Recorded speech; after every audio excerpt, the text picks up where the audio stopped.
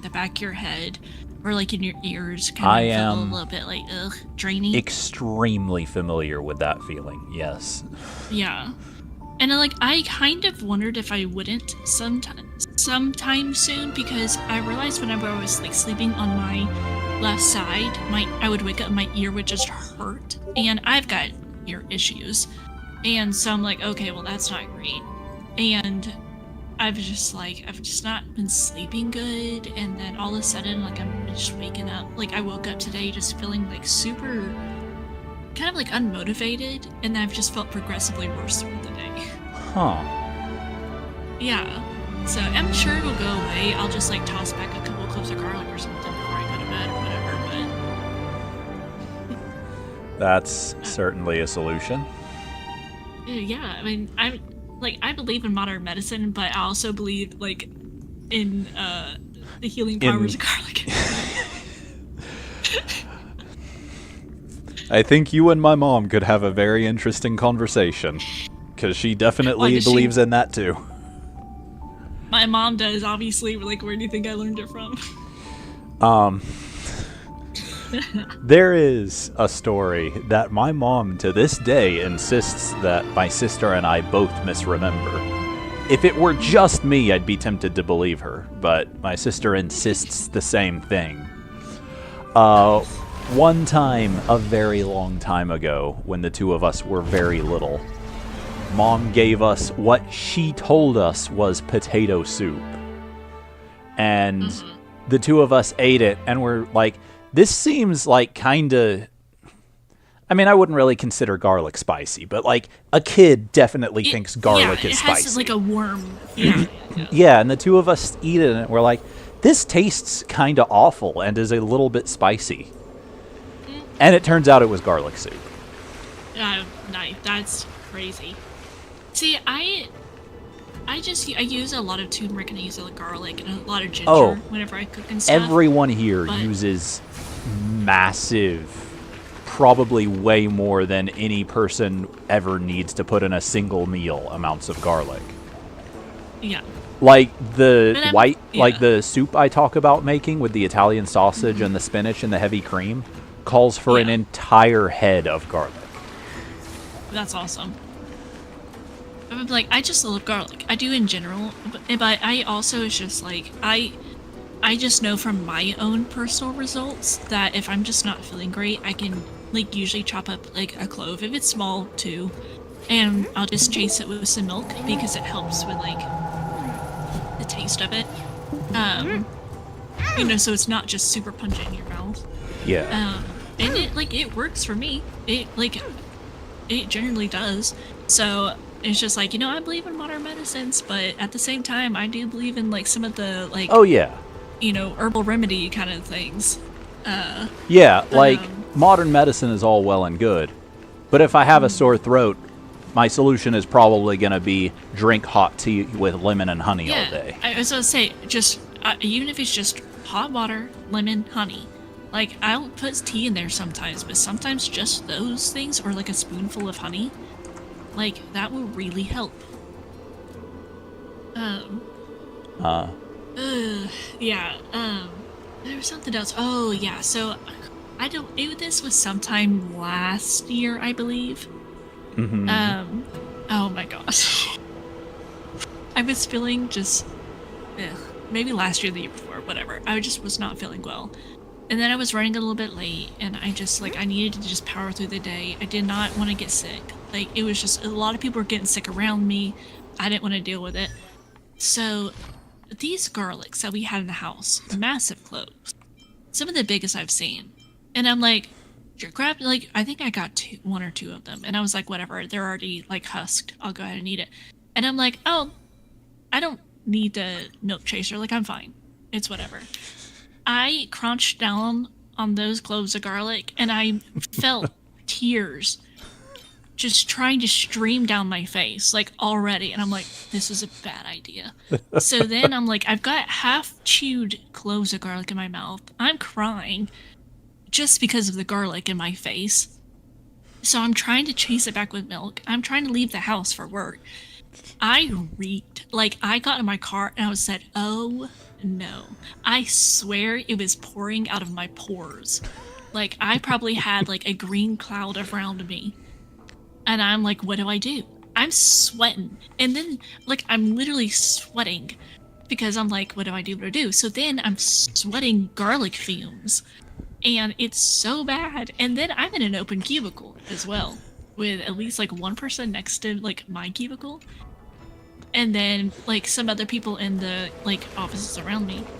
And I would go into like one of my good friends. I works like right across all of her. I'd go into her office and she'd be like, "Girl, get out of my office."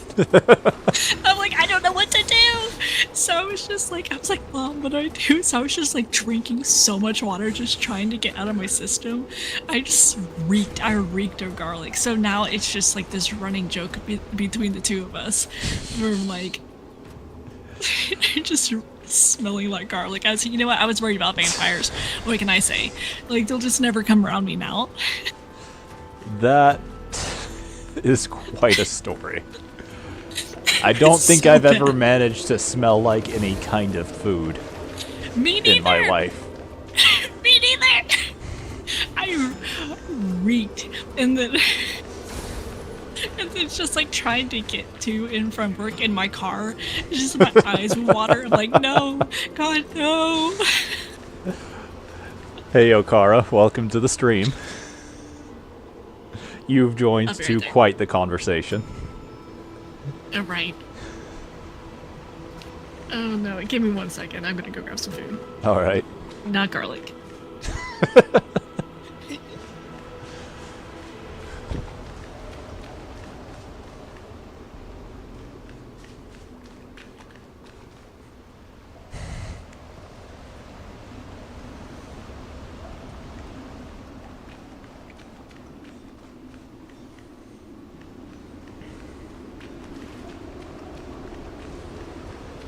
Okay.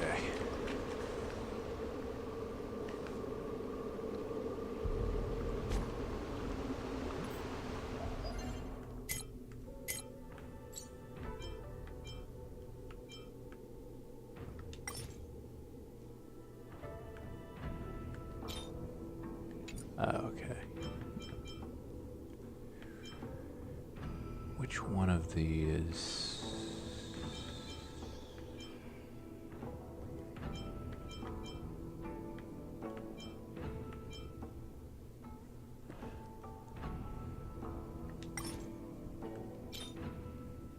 Nope.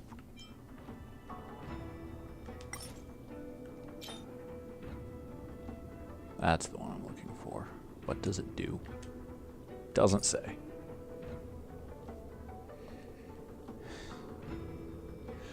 I'm trying to think. So I had actually been planning to stream yesterday. A friend of mine and I were going to try out The First Descendant, which, if you haven't heard of it, it's basically knockoff Warframe. And if you haven't heard of Warframe, what's wrong with you? And then I forgot in my planning for he and I to live stream that he had run out of internet for the month and that yesterday would not yet be a new month. So instead he and I played Warframe, and I thought about live streaming it, but just didn't end up doing it. Apparently his Wi-Fi at the apartment he lives in has a data cap.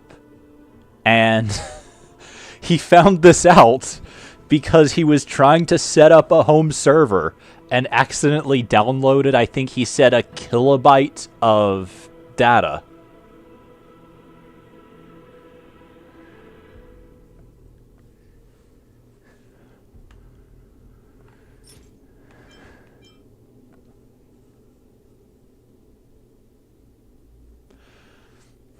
Nisala, her Wi-Fi also has a data cap. She apparently hit it like the first time like when she first moved to where she's living, but it apparently hasn't been an issue since then.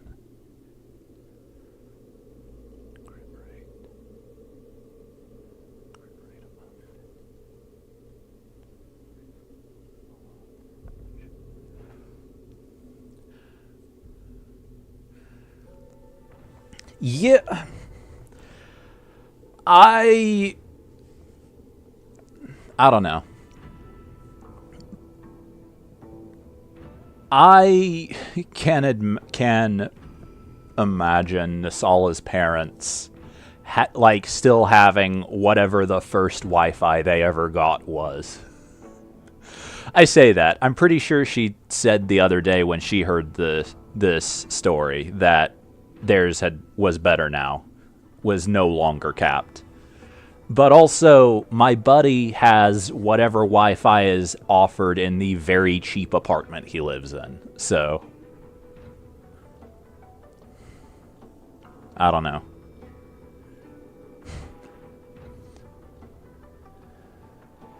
I mean, she doesn't stream that often because she's just done Wednesday streams and not really much else for a pretty long time. Honestly, once I'm caught up on all the games I'm playing, I'm probably gonna stream more than she does still, but I'm probably gonna stream a bit less than I've been doing. Man, I remember those days. The old days of wanting to play games on Lego.com, but I couldn't because my mom was on hour 5 of her phone call with one of her sisters.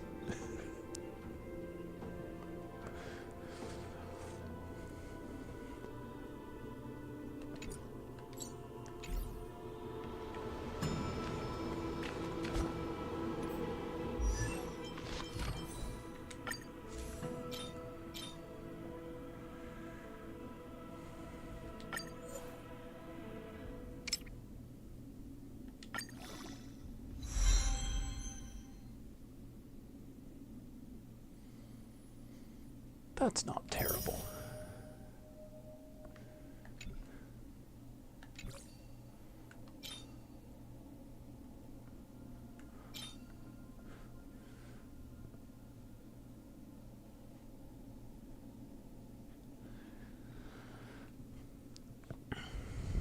I mean, all I was doing at the time was playing Flash games too, but I sure played a lot of them.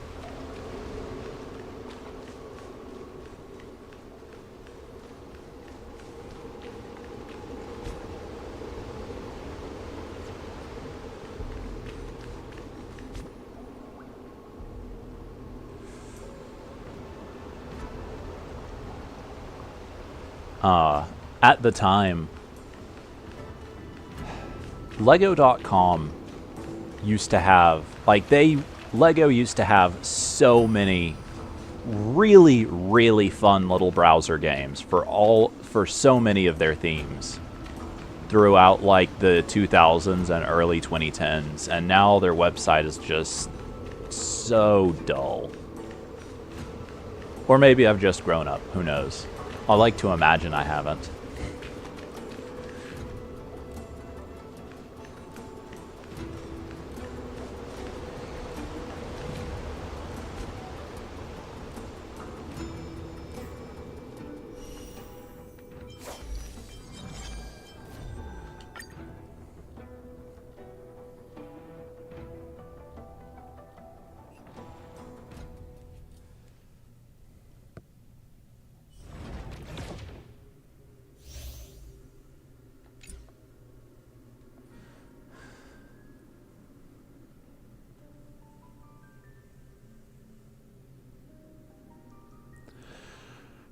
I played a fair handful of games on Cartoon Network's website, but I guess I missed those too.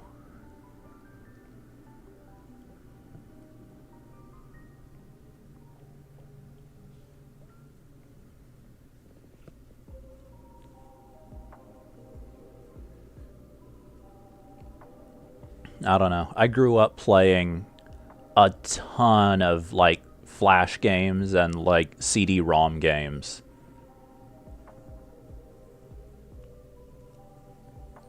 Man, maybe sometime I should see if I can get Lego Racers to run on my computer and stream it.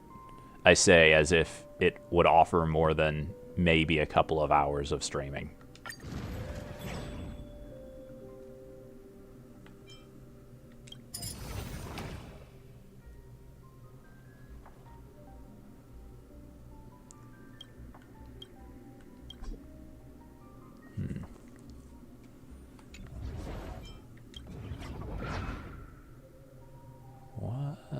is the difference?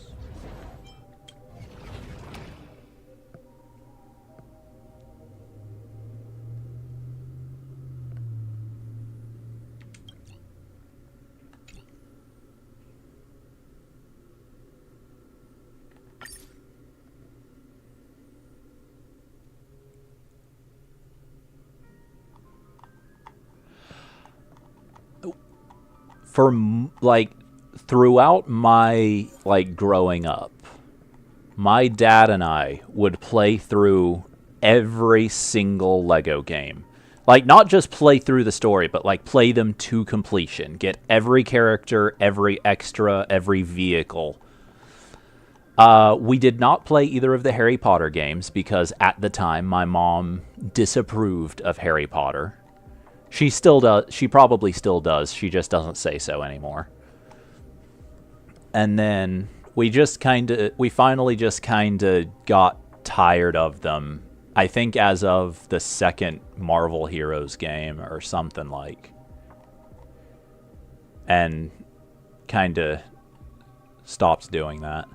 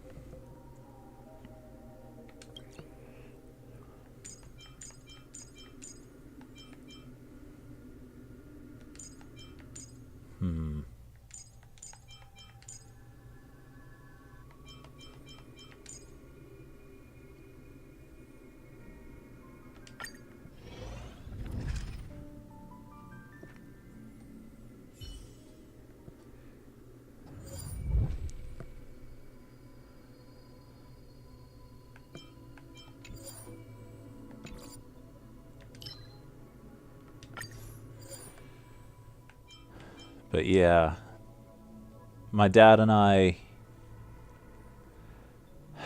do think, I say we played all of them to completion.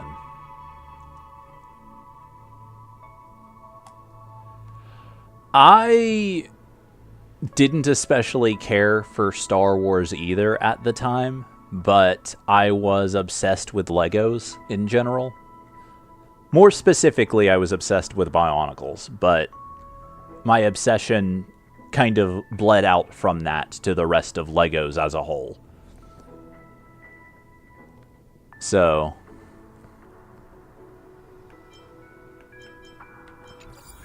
my dad and I played basically every Lego game for many, many years.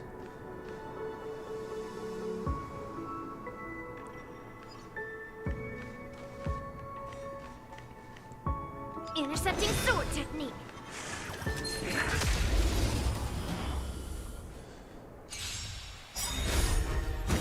The clouds, it cleaves a path.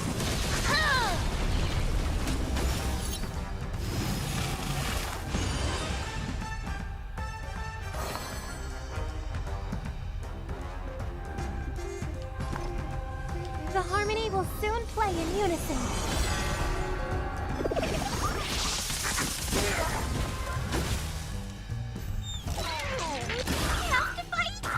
Why, of course. Get there.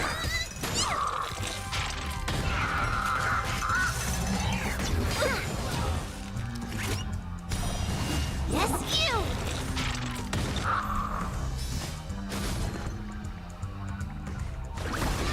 Somebody help me! Pulverizing sword strike!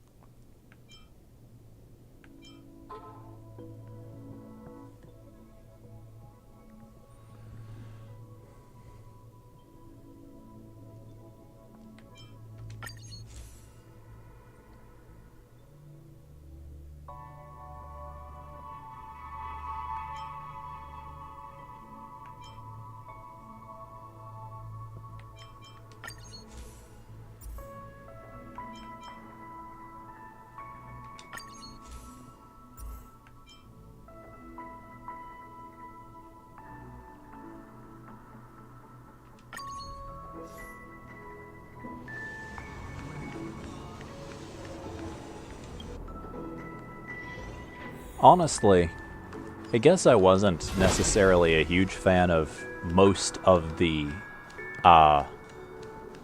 what's the word, properties that most of the LEGO games were based off of. I just liked the games. Pull together. Resonate once more. Are you gonna hold everyone back again? Get there!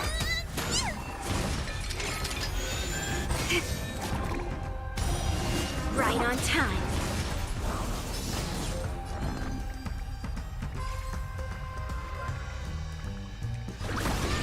Somebody help me! Listen to the final song of life. It's a bull market. It definitely would have been neat for there to be more of them, but in the end, how many there were was dictated mostly by what they had licensed at the time that they thought would sell. Rock shattering slash.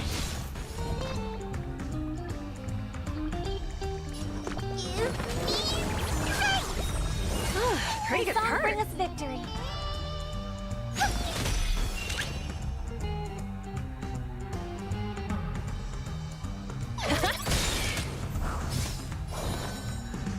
I have never played any of Telltale's games, and despite my dad's intention to show them to me, I have also never seen any of the Back to the Future movies. Resonate all together.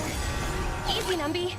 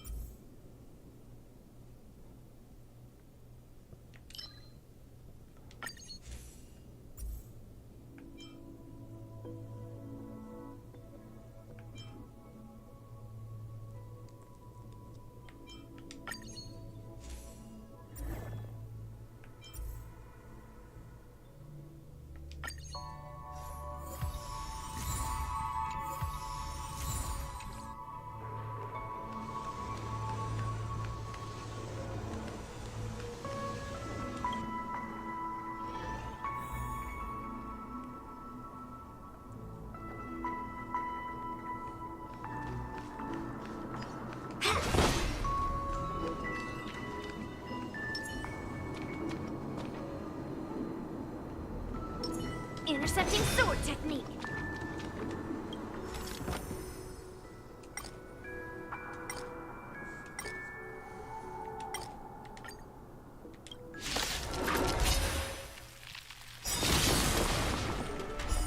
Descend to earth. Time to suffer. Again. Right on time. Immortality. Right on time. Again. Right on time. Right on time. May song bring us victory. Harmony and unison.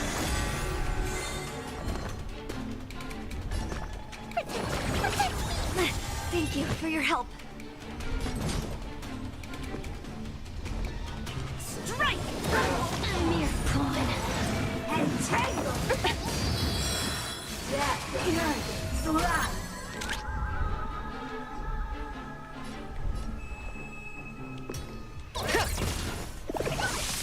Time to suffer. Melt! Again! Lead through clouds! Again! Right on time!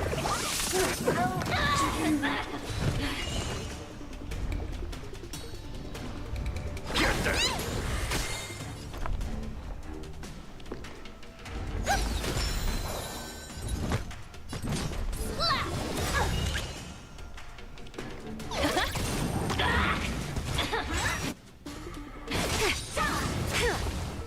Right on time. Time to suffer. Night. So Stars Echo. Welcome to my world. Give me strength. Thank you for your help.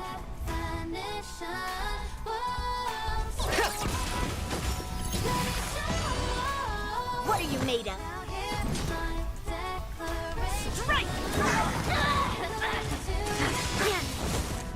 Right on time. Welcome back. Yeah. Feeling any better? No.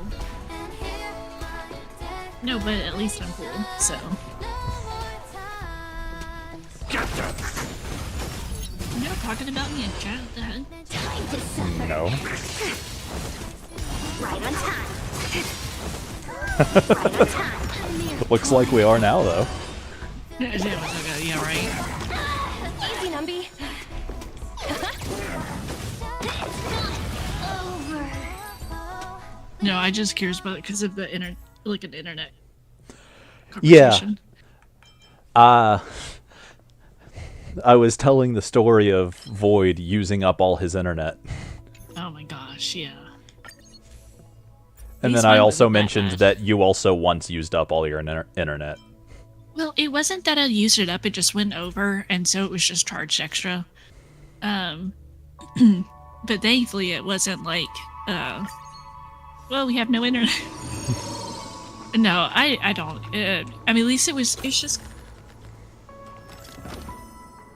It just was like, it would...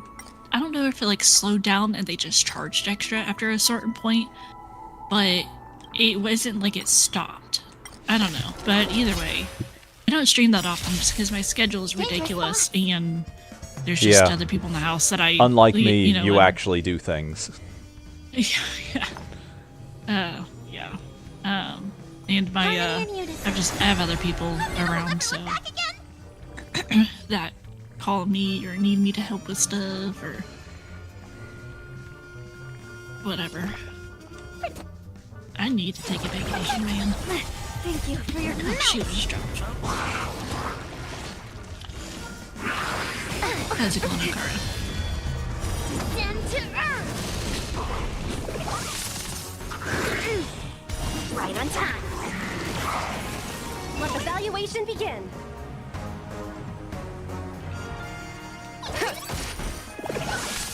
Within the self, not the sword. Strike! Here. Full-time streaming. I'm not gonna go full-time streaming, but I might stream another, like, day or so. Or maybe a couple days a week, a few days. I wouldn't mind doing that. I wouldn't mind doing my cooking streams again, either. I mean, Can't play between the tag two of us, standing up. each streaming individually, we might manage full-time streaming. Yeah, right? Get them!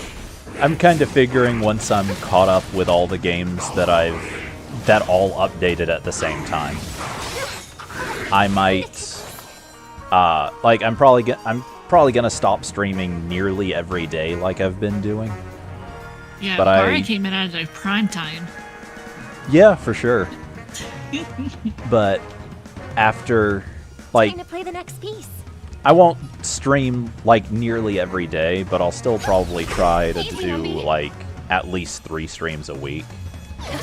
Yeah. Probably do That's like fair. That's about what I'd like. probably try to do like 1 Persona until I'm done with these 2. 1 Persona, 1 Dark Sector, and then like a wild card kind of. Honestly, the wild card will probably be a second day of Persona most of the time. But That's funny. Leap through clouds.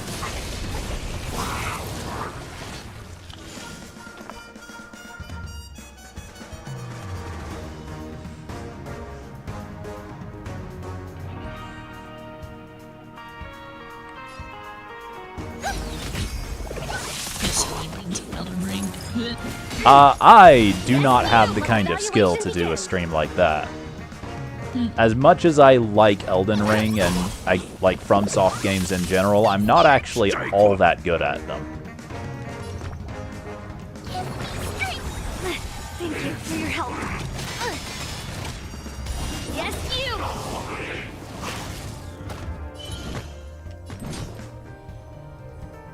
Strike. May song bring us victory. Resonate all together.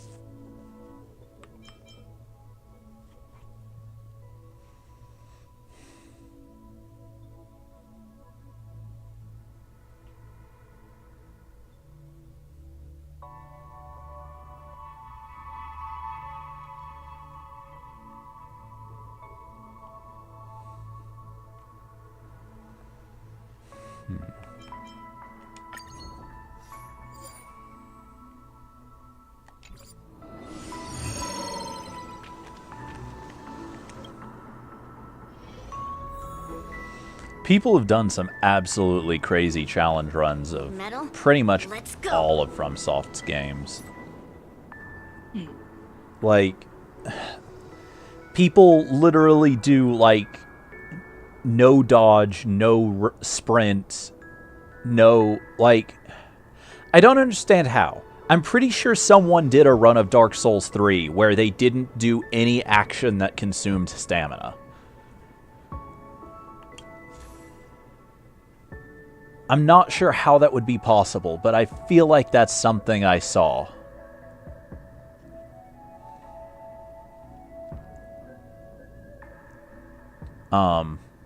That's actually pretty tame as, like, Souls challenge runs go. Like, there's a guy that did a no-hit all bosses playthrough of all 3 Dark Souls games sequentially. Like, if he got to the very end of Dark Souls 3 and took a hit, he had to start from the very beginning of Dark Souls 1.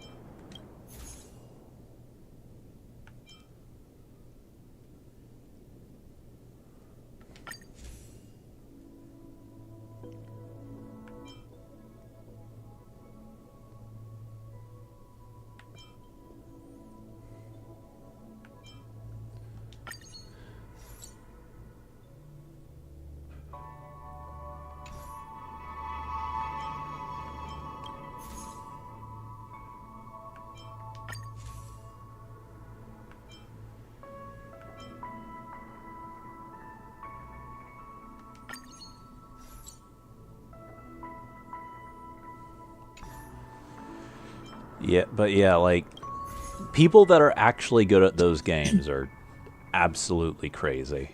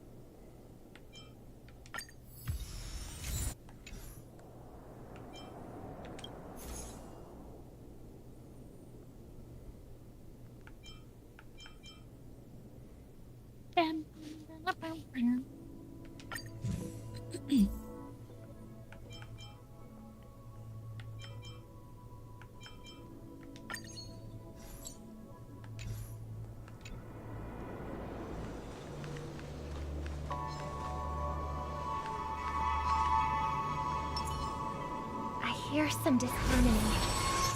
Intercepting sword technique. Lead through clouds. Right on time. I hope for an end to strife in the world. Resonate all together. Again. Right on time. Oh my gosh. Thank you One for second, your I'm help. being summoned. Strike!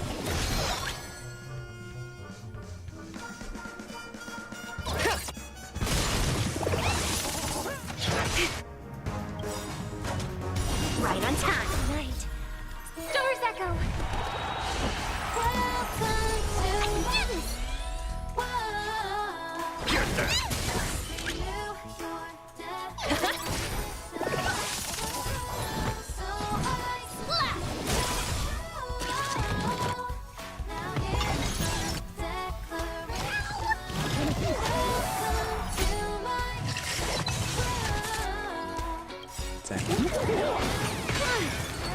Right on time.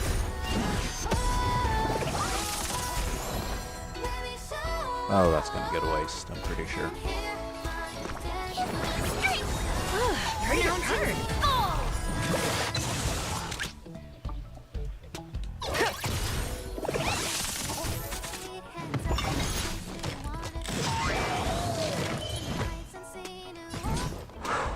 Strike! Right on time.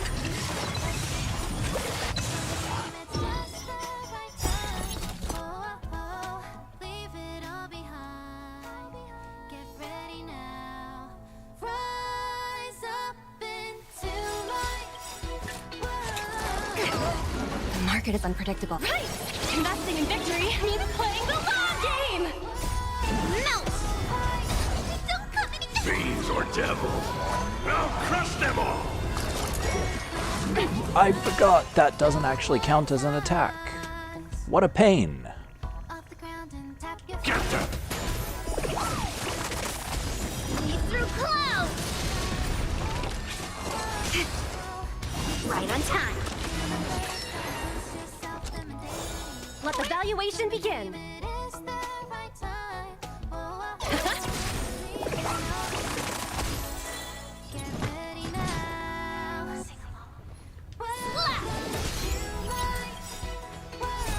Melt!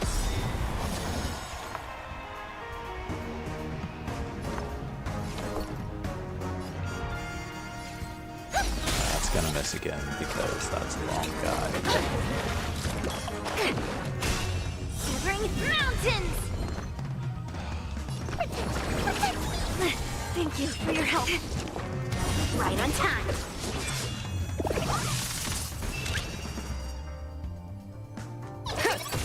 Within the self, not the sword. Strike! It's okay, it's okay.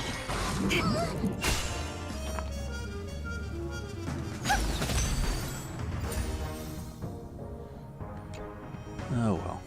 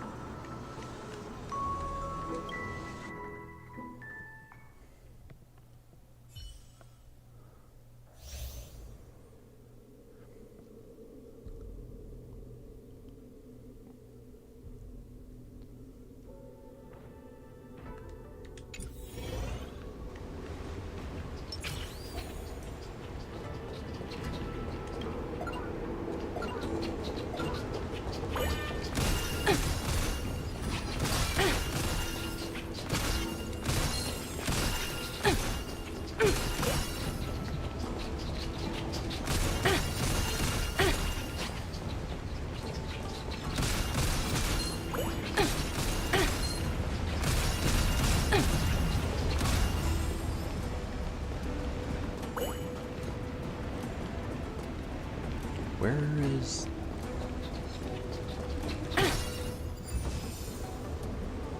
What? Okay.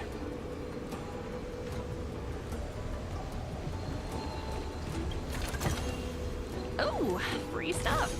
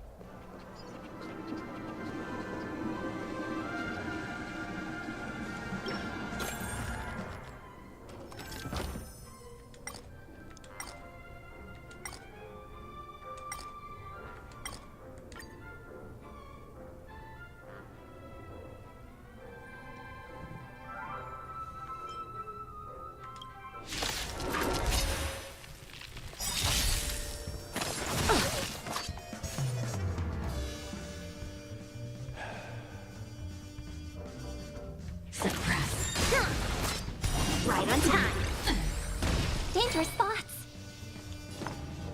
Harmony and unison. Melt! Lead through clouds! Yes! Right on time. I'm gonna hold everyone back again! Protect me! Easy, under your help. Alright, I'm back from my nice jaunt through the yard. Welcome back. Thank you. I'll probably be here for another like few minutes before I hop over and see if they're gonna play. If they're not, Okay. I'll probably just go to bed and be like, oh no, phew, guess I gotta go to bed. Hey, old metal. Just between us. Which Fair one enough. do you want to strike? Oh, Yeah. slap! Right on time. Right on time. Star Rail. Were you playing Star Rail earlier? Oh no, it Yes. says Zenless Zone in your Oh, I forgot. Switch the game, didn't I? yes. Whoops. Like it just like I knew it wasn't Zenless, but it just didn't like something was off. It just didn't register. And then I was just staring at Discord and being like, "This is not right." Like, Fool! You can't play dead standing there up! you go.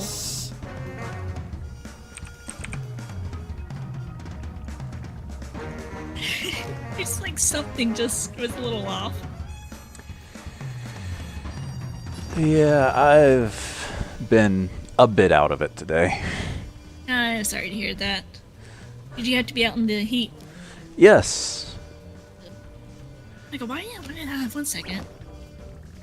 Get them! Let the valuation begin.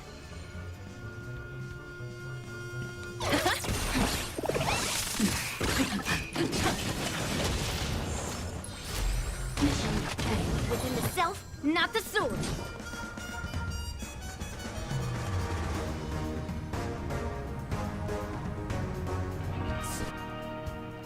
Strike!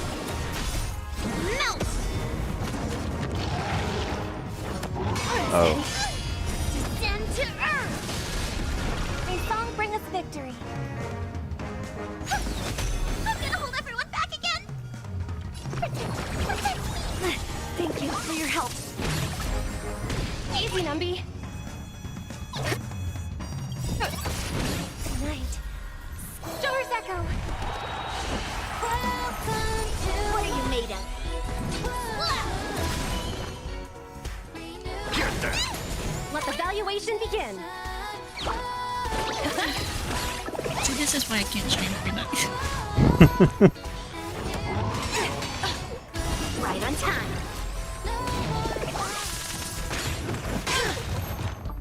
Right on time. Didn't file.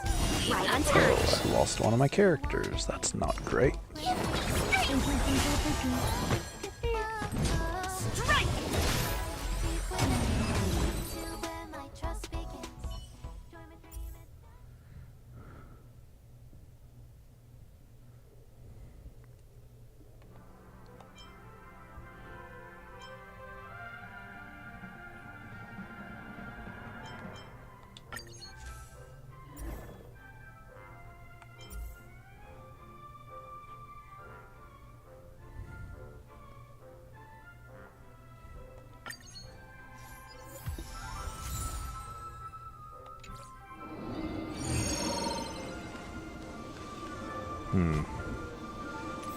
So here's the question.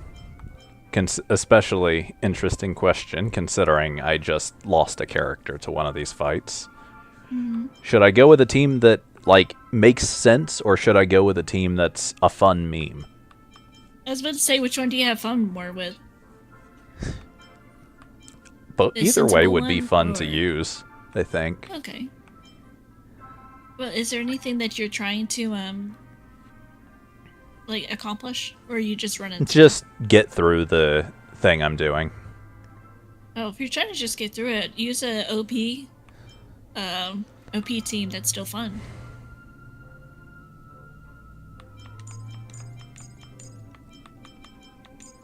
That is a complete rearranging of my team then. Well, then you don't have to do it. No, it's fine. You don't have to. Actually, after all my talking about it, you've not actually seen me play this game since Firefly was added to it. No, I haven't. So you've not actually seen how she plays. As it turns That's out, very true. how she plays is insta-kill nearly everything. Good lord. Let's see, where is... There we go.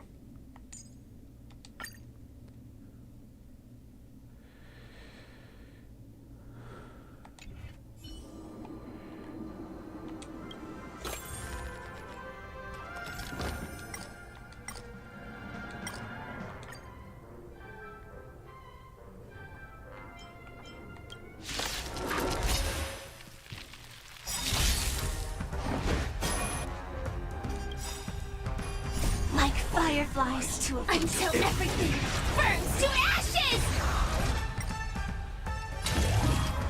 Live to fight! Fight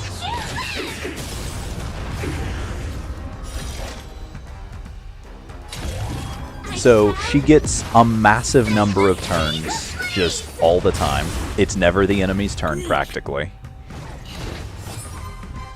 Oh my gosh. It's my turn. Actually, it might not even get back around to. It will get back around to her before All this things guy's are dead. as one. Can't lose this one. Okay. I live to fight! Fight you live! So, I did get duplicates of her. But, so, like, part of this is from that. But basically, whenever she breaks an enemy's weakness, which is the bar above their health, or whenever she kills an enemy, she immediately gets another turn. Set the seas ablaze! And she does both of those things extremely easily, because she does a ton of break damage, applies, makes enemies weak to her damage type, and does a massive amount of extra damage when breaking a weakness and when attacking broken enemies. Yeah. You remember the boss fight from the main, from the big story chapter a while back? Mm-hmm. The one that you run over with the train. Oh, okay. So every story boss has like a higher difficulty version that you can fight after, like as a weekly boss that gives you resources. Mm-hmm. If I line things up right, that boss that took me a really long time to fight the story version of, which is weaker than the farm version of, she will 1 or 2 hit each phase. Oh. If I, that is specifically only if I set things up right, which is kind of dependent on RNG. Mm-hmm. But it's still pretty impressive. Oh, dang.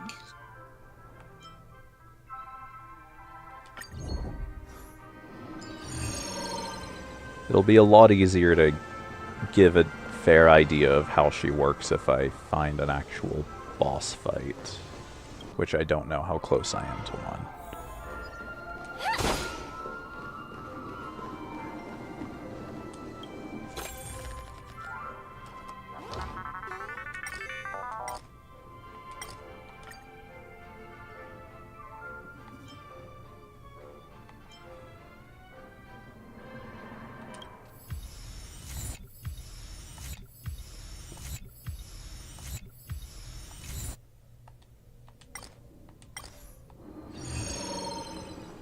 Actually, with only one portal there, I'll bet this is about to be a boss.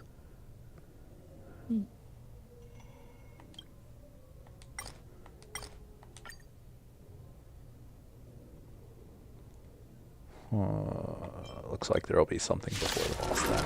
I don't know what this will actually be, though. The redemption. Enjoying yourself? Hold your breath.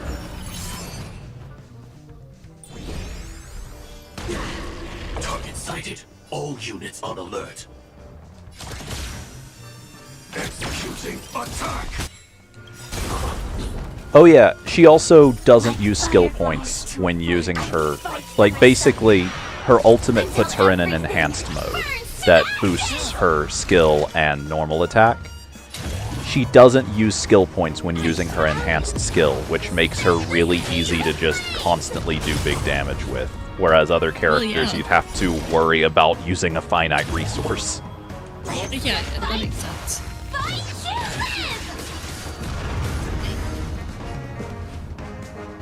It's my turn. Eternal melody. All right, I'll call your bet. Is that Argentine or whatever his name was? What? Who's the guy on the end? He's like, alright, I'll call your bet. your head. Aventurine? Yeah, Venturine. Okay, no Yeah. Argentine. Alright. See, I was confused because what you said is actually really similar to the name of a different character. Ooh. Rhythm get messed up? There's more to life than drawing breath. Pay attention. Firefly, type 4. Live to fight! Fight to live!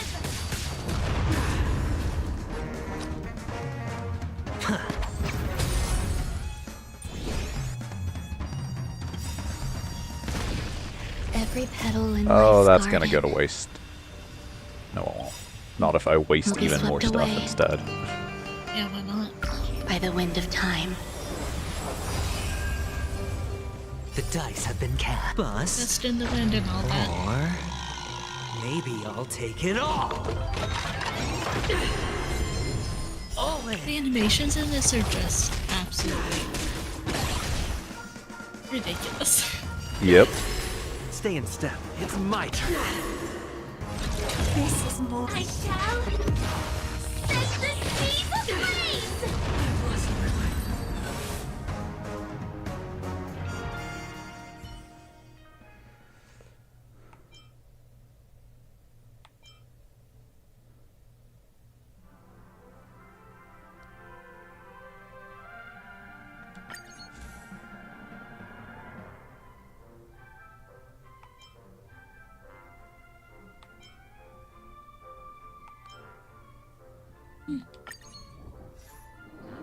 Okay. Yeah, boss.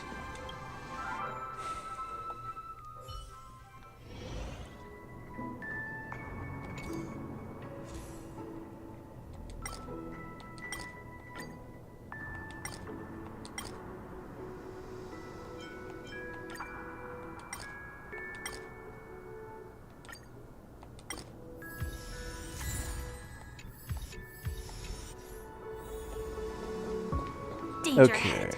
Ready yourself. Sound lingers.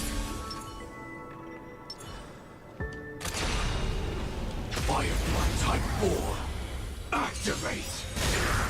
All things are as one. Target sighted. So, all units on in alert. this game mode, and admittedly this is a harder version of it than I usually play, but it's not entirely impossible for Firefly to just insta-kill bosses in this game mode when as soon as the fight begins before I've even taken a turn. It didn't happen this time, because like I said, this is a higher difficulty than I usually do. Like But fireflies, I will fight it's them definitely happened a time or two. until everything burns to ashes! The mood is set just right. Let the show begin. But with both of these up, Live to fight! Fight to live! that was like a third of this guy's health. I shall Sheesh. set the seas ablaze! It's ridiculous. Take your positions. Yeah, this is a boss, and we're on not even through with turn 1. Eternal melody. Oh, that was a waste. Oh well.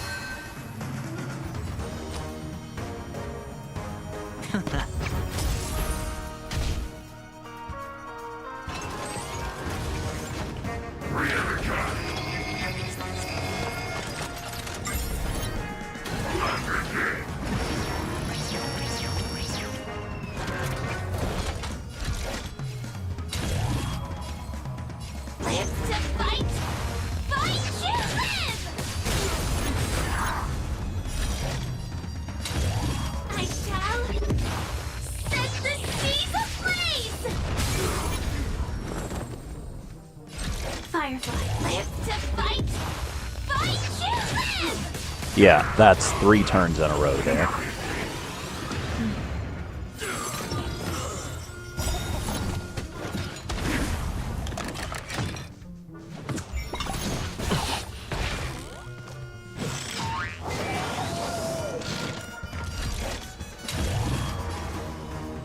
I shall set the seas ablaze!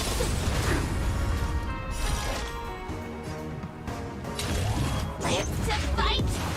Fight to live!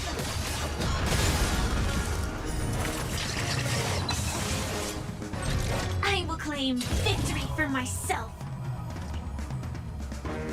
Every petal in life's garden will be swept away by the wind of time. I shall set the I honestly would show you, like, one of the actual weekly boss fights, but this, like, game mode I'm playing now, pretty fair chance will last until when you get off. Yeah. I'm seeing what they're doing down there. It's my turn. Oh, they're You'll do. Better hedge your bets. probably won't care if I just Don't don't show ask, up. just spend. I'll be like, no, I This is Don't more sleep. than a battle. I shall set the seas ablaze!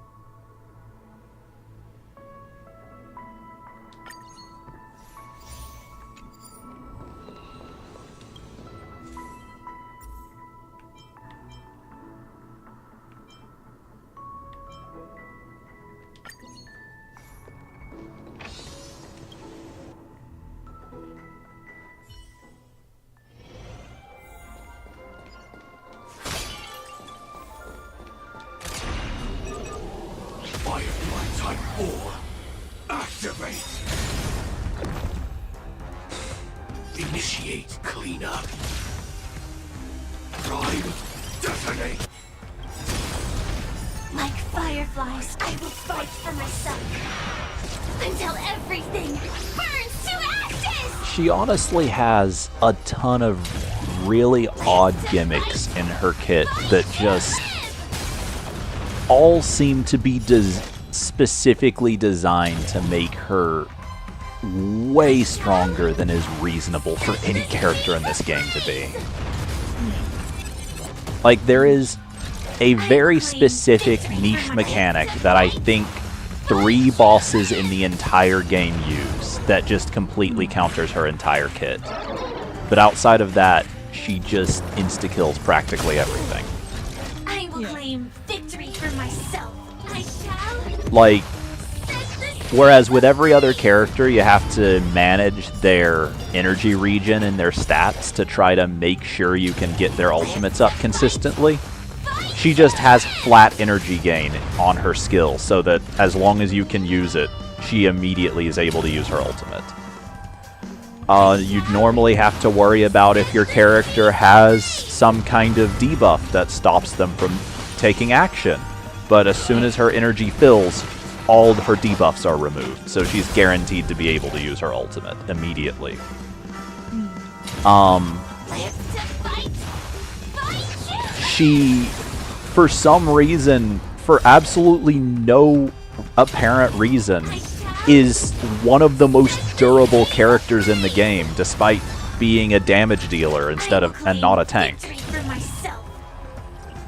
Like, she has a passive effect where she like, she gains a damage mitigation that gets stronger and stronger the lower her health is. Good grief. We just OP'd her to death, huh?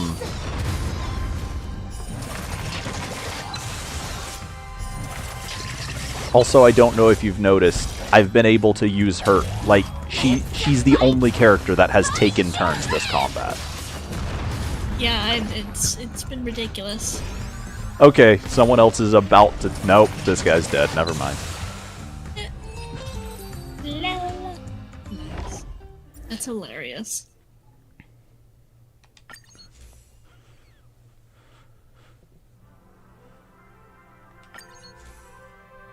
No, don't come at me. Don't be running up on me. No.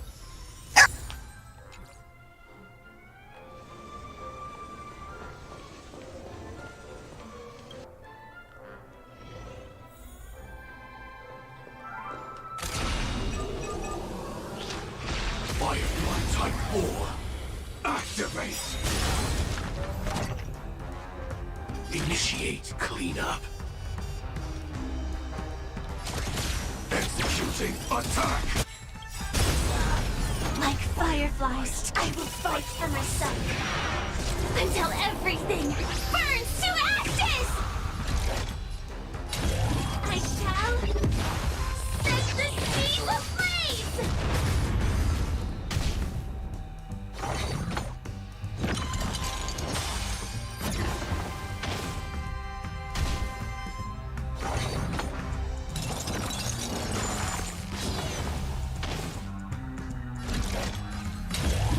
Live to fight! Fight you live! Let me see what she's going on about. Second. I shall set the seas ablaze! I will claim victory for myself. Live to fight! Fight you live!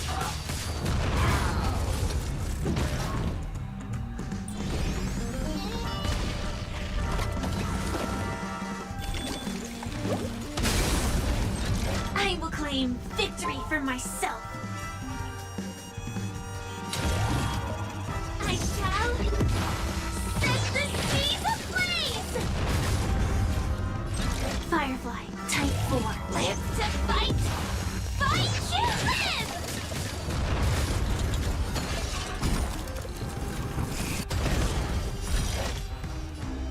I shall set the seas ablaze!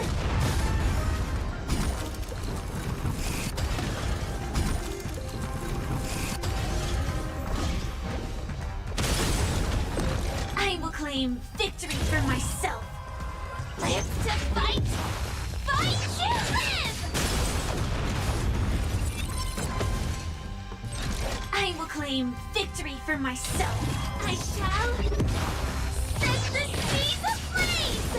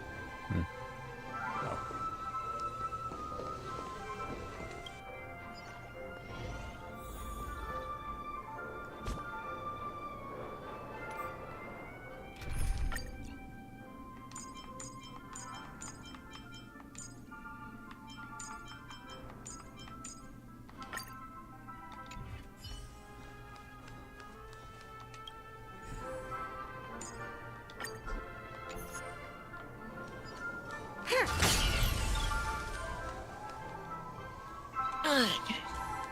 Welcome back. Thanks. So one thing I will say is there is normally supposed to be a cooldown on her ability to, like, take consecutive turns.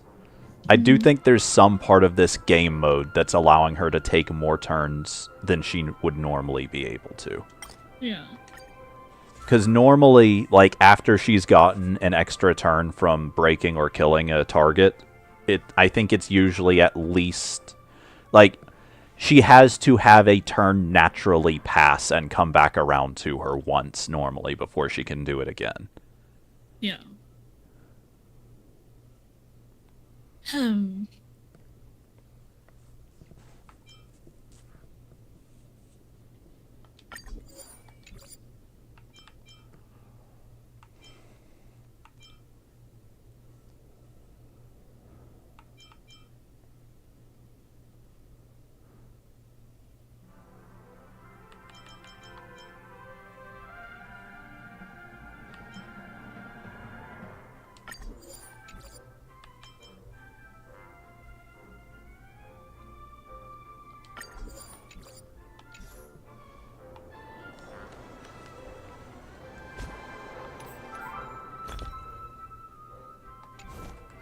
I'm going to be really annoyed with myself if this ends poorly for me, but I am going to try out the meme team that I was thinking about earlier.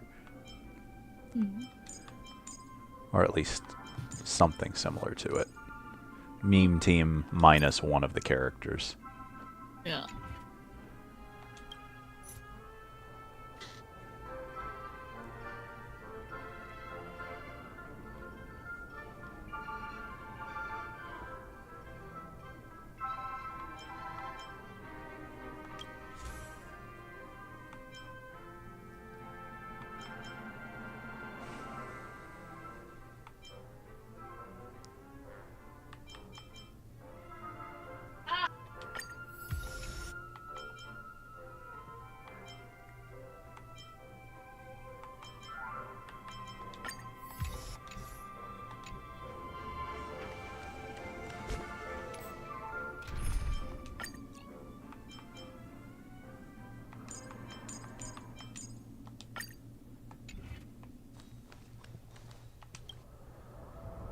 Metal, let's go.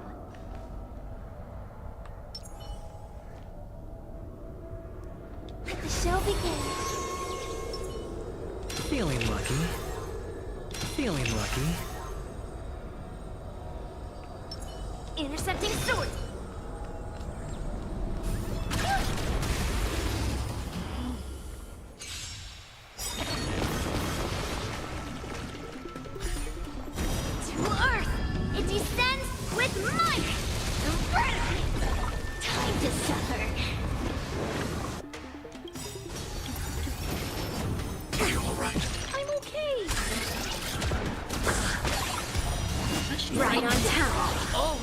That's the character. I'll melt you all down, weak.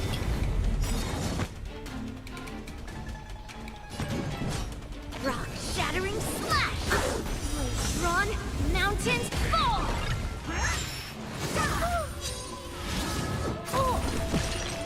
Stay back, Clara.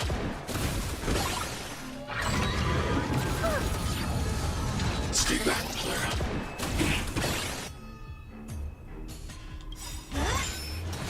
Again.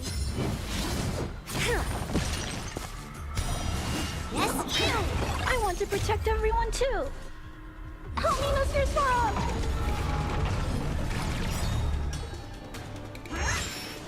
Are you alright? I'm okay. As you command.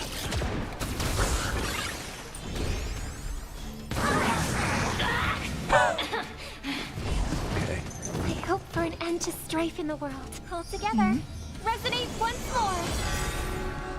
Alright. So, the meme part of this team is that 3 out of my 4 characters, this one, and this one, all of their main mechanic is that they do damage by being hit by enemies. Like, these 2 automatically do damage to any enemy that hits them, and then Aventurine will do damage whenever someone he's given a shield to receives damage 7 times. Oh, interesting. 7 times is very specific. Because it's a lucky number. Oh, yeah, it's very true. Technically speaking, he can also trigger his follow-up attack from his ultimate. Like, you can see how close he is, like, down at his portrait. When you use his ultimate, he gains a random number of his buff stacks, so it's possible that that'll trigger it as well. Yeah. Going all in. Tabs on me. That was actually... oh well.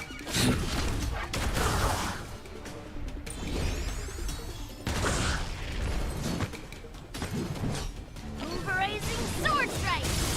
Strike while the iron is hot. Oh. Time to suffer.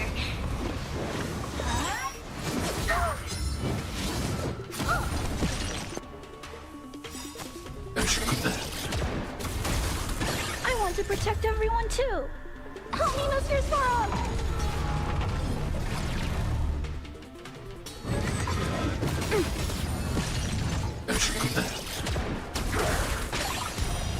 Right on time. All in.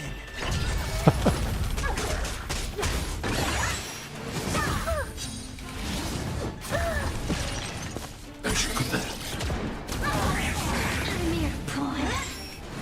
Again. Yes, you! May song bring us victory.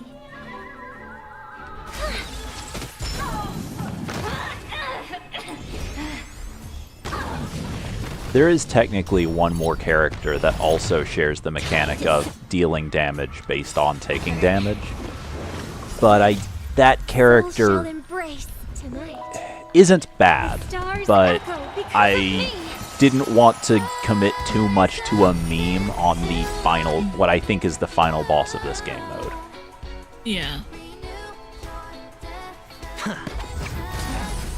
I need to be brave. I was already slightly worried committing this much to it. Oh, really?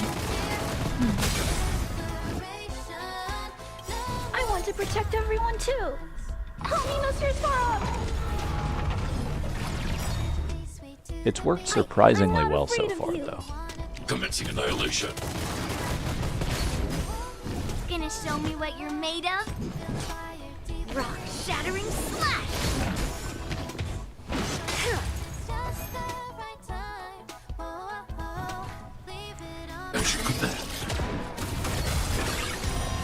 Right on time. The dice have been cast. Bust. Or... maybe I'll take it all.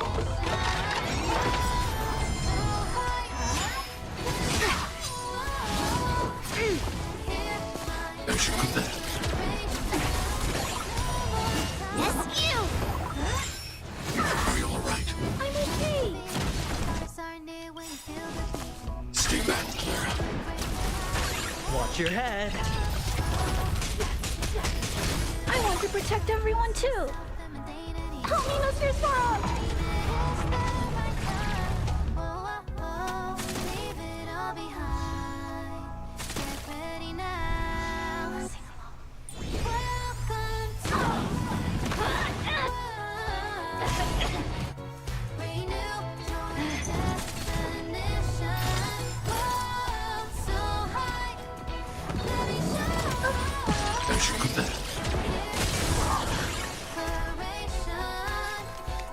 Hide.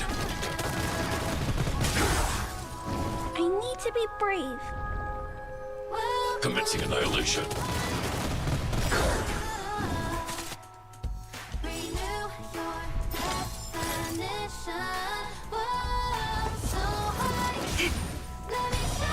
Right on time. I want to protect everyone too. Help me, Mr. Sparrow! The outcome lies within the self, not this pulverizing sword strike! A mere pawn.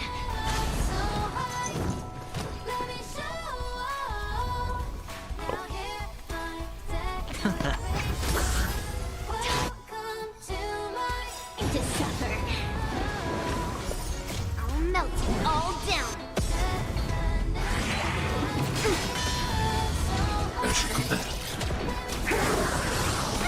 The clouds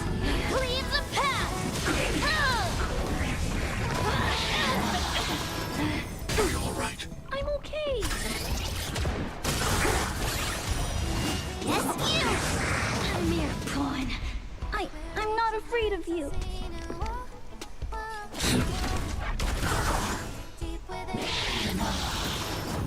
Again. Stay back, Clara. All in.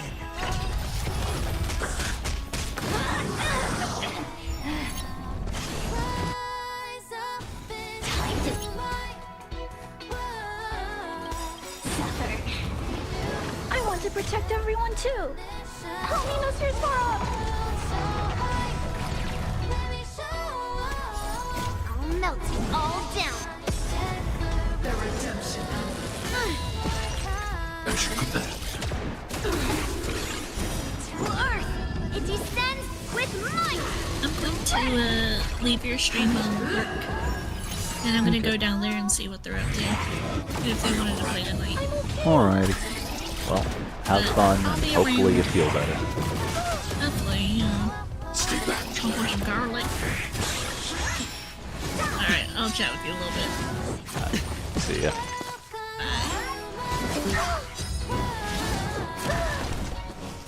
Stay back, Clara.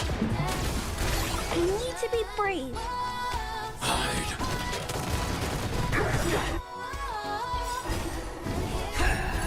Are you alright?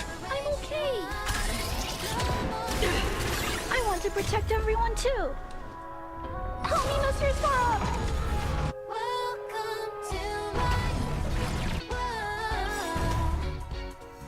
The dice have been cast. Bust. Or maybe I'll take it all. Watch your head.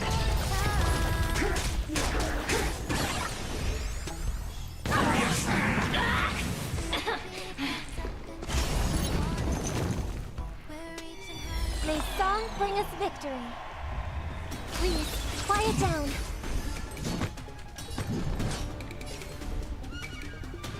Rock shattering slash!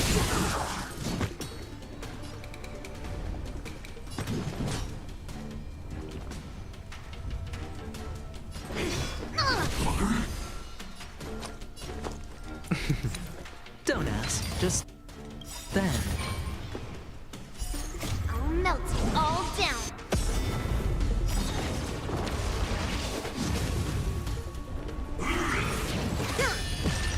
As you could that. Clouds, it cleaves a path!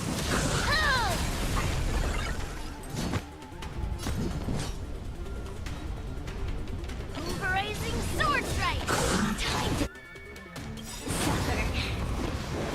Tonight, souls shall tonight. The stars echo because of me! Rise up into my world. Renew your definition. Commencing annihilation. Let me show Can't lose this one. declaration. Rock shattering slash.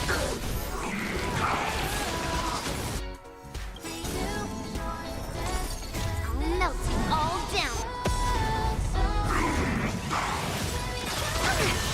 As you could that. To Earth, it descends with might. All in.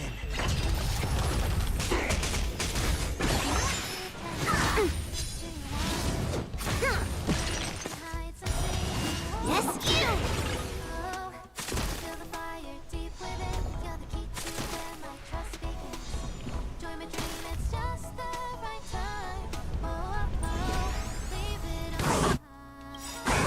It's not over. Oh, okay. I hope I helped.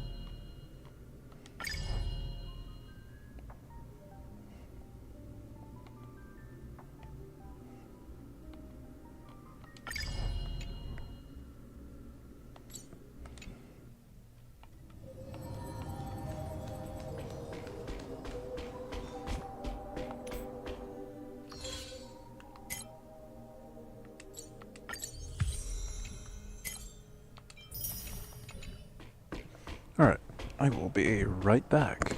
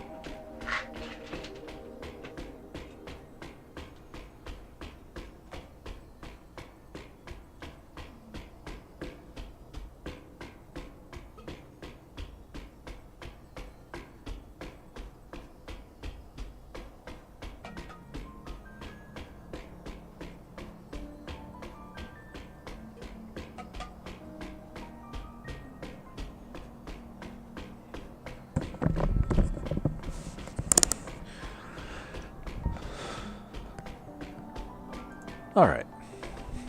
Now for the actual reason that I'm live streaming tonight, finally. After all this time.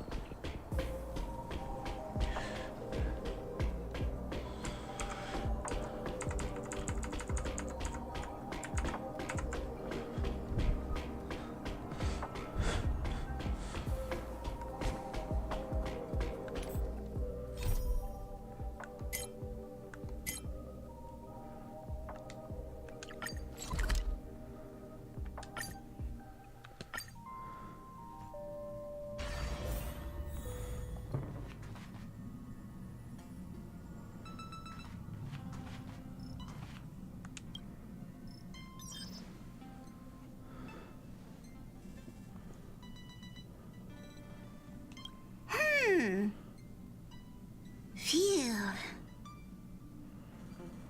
What's up, Pom Pom? Just got a message from the Xianzhou La Fu. Looks like it'll conflict with our original schedule.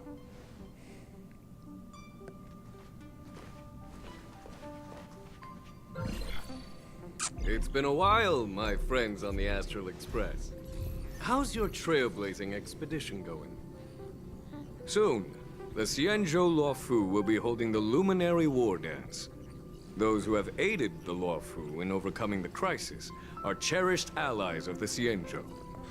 Thus, on behalf of the Seat of Divine Foresight, I'm extending an invitation to attend the ceremony. Your presence would be greatly appreciated.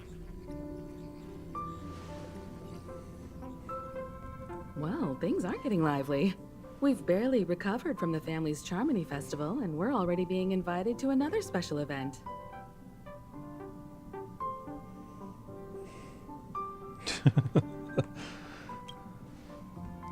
Yeah, me too. But wait, won't it look unprofessional if we attend 2 ceremonies in a row? Aren't we supposed to be focused on restoring astral charts and doing some serious scientific exploration? So we should leave March behind to take care of the Express? Considering the last festivity we attended ended in us thwarting both domestic and foreign terrorism, I'm not sure how much you can consider that festivity or like attending a ceremony or celebration or whatever phrase she used. Hey, that's not what I meant. I'm all for some fun. I just hope there won't be any surprise party crashers, like Friday or Saturday. The Xianzhou Luofu has recently overcome a crisis. By holding the war dance, they're demonstrating to everyone that they've returned to a state of peace and safety. But that's what everyone said before we went to Penacony. You'll be totally safe under the family's protection. No need to worry. The war dance is not like the Charmony Festival with all its hidden secrets. It's just a festival to honor the Rainbow Arbiter and the Cloud Knights, who fought against the abominations of abundance and protected the Xianzhou ships. Aside from star skiff performances, it's mostly martial contests. Nothing too different from the Taiki and Roboball contest we've seen before. What do you think, Himiko? Since we've accepted Miss Black Swan's proposal, we should probably head to Amphorius for refueling. There's certainly no rush. This trailblazing expedition is quite unique, and the Express needs to be fully stocked and prepared before moving on to the next stop. With Madame Herta's help, I was planning to deliver some Leviathan fossils from Kalinga Abyss to Ron May, member 81 of the Genius Society. It could earn us some favors before we set off. However, it may take a few weeks. Aw, so that means we're not going to the Luofu. Being an adult means maintaining relationships, whether we like it or not, March. Since we've been invited, it's only right for the Astral Express to attend the ceremony. So, here's the plan. Pom Pom will take everyone to the Xianzhou Luofu. Mr. Yang and I will meet up with Ron May and fulfill our promise. Meanwhile, you, March, and Don Hung will represent the Express and attend the war dance. What do you two think?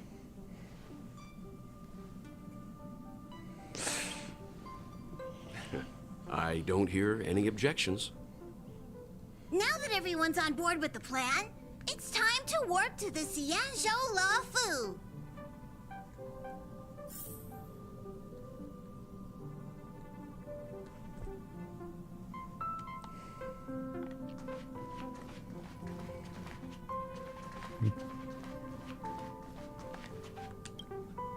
Kalinga Abyss. What does she expect to find there? Current research on the Leviathan merely proves how little we know about such life forms. That's why geniuses are interested in that field. Science is all about uncovering the unknown.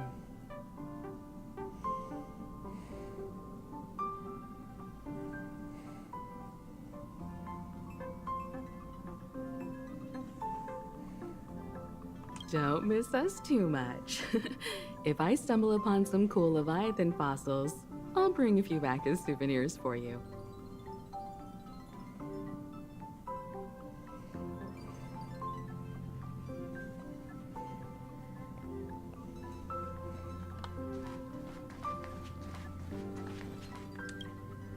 Himiko really knows how to convince people. Between Leviathan fossils and the war dance, the latter definitely sounds more fun. By the way, Don Hung, this time you'll be taking a stroll with us on the Luofu, right? And just let you two wander around aimlessly on the Luofu by yourselves? I don't think so. Plus, Mr. Yang is right. The Ambrosial Arbor crisis just ended, and both the long life and short life species are still feeling uneasy. And that's why Jing Yuan wants to organize the war dance, to show that the Xianzhou Luofu is stable and safe. And since he has extended an invitation, it's only right that I visit my old friend.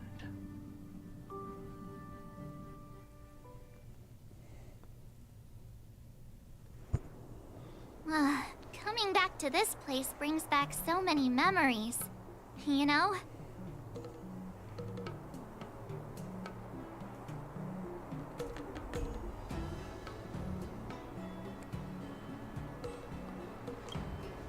Hey, I'm not actually actually gonna recite a poem. I was just thinking about all the twists and turns we went through when we first arrived on the Xianzhou.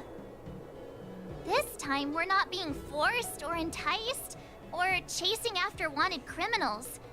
And we didn't have to sneak in through the cargo dock. This trip has been incredibly smooth. Quite unusual, I must say.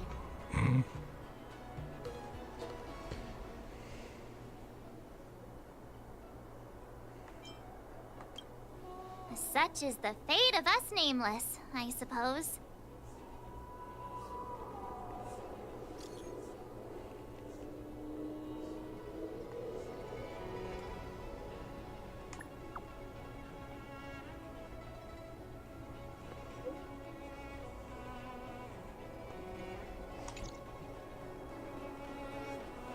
Is the Starskiff Haven always this crowded? Oh, there's so many people here. I can barely hear anything. Yanqing said General Jingyuan sent him to welcome us, but where is he? Let's wait for him in front of the loom. It's the most prominent landmark on the dock.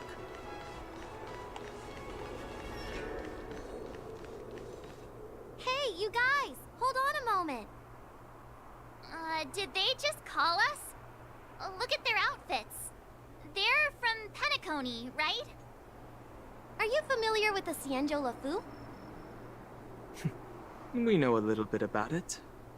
What do you need? We're from Penacony. Maybe you've heard of it. We came to this ship to gather interesting materials for making dream bubbles. Oh, we just left there. Oh, talk about coincidence. That's great. Do you know any must-see attractions on the Luofu?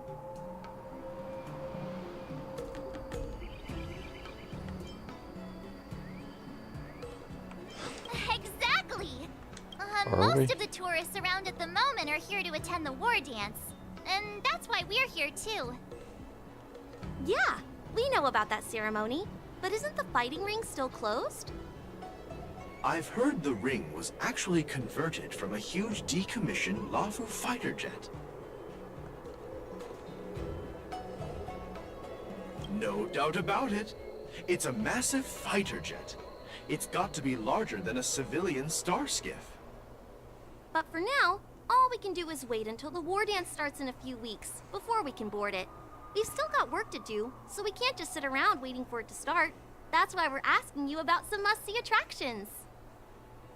We're looking for unique experiences that you won't find on Penacony. Our clients love these kinds of dream bubbles the most. You're the expert here. Give them some I am. suggestions.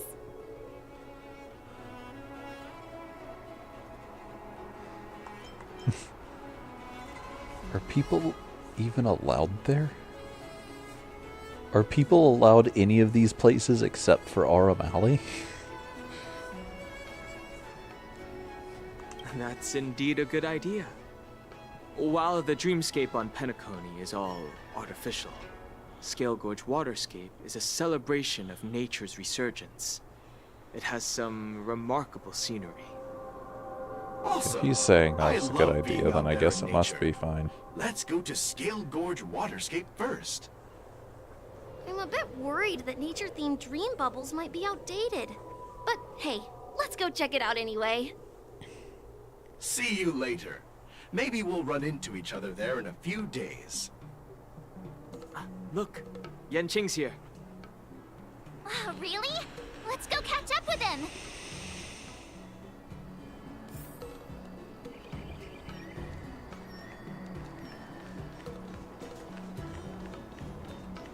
There you are! Everyone, this way!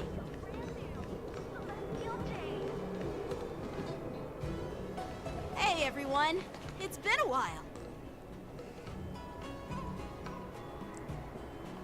It doesn't feel like it's been that long since we last saw you. But, Yanqing, are you? What's up, Miss March? They say kids grow up really fast. Yanqing, are you a little bit taller than before? we've only been away for a few months.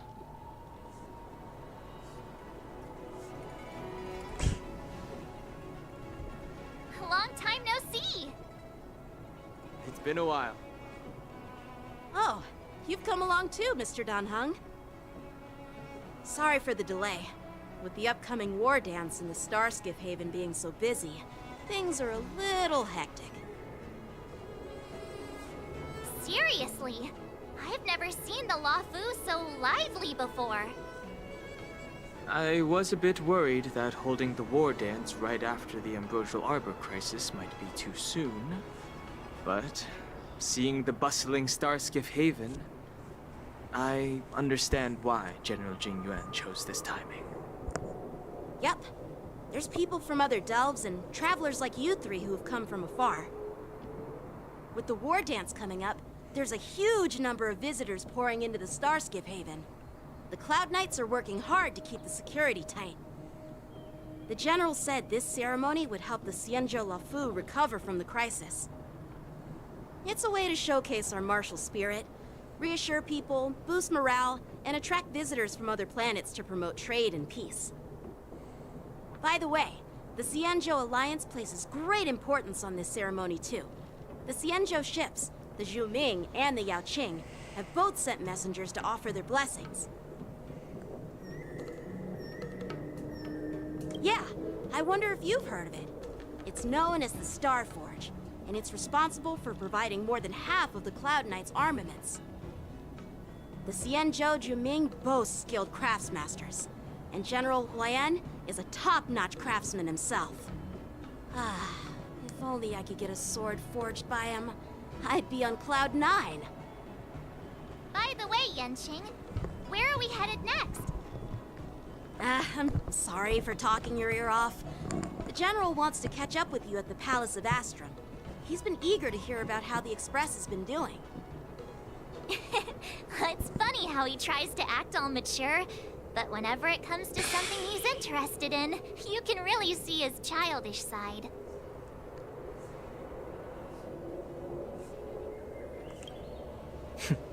I agree.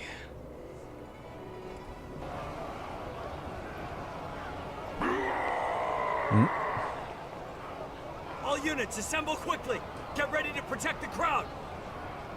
You just mentioned security, and now all of a sudden something's gone wrong. Excuse me, I need to go check out the situation.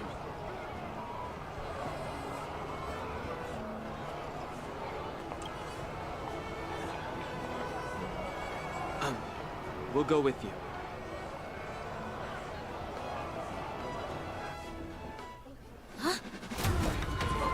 Watch out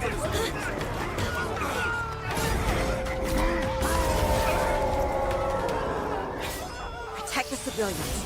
I'll deal with him.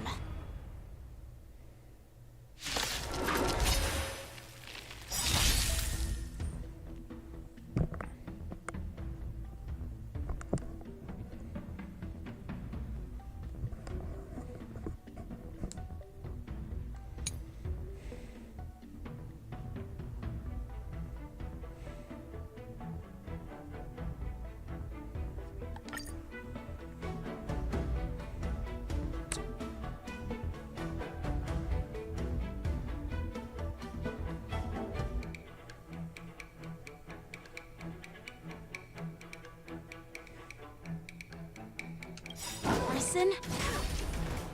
Why are there Borison there? You can't. This ends now. Yes, you!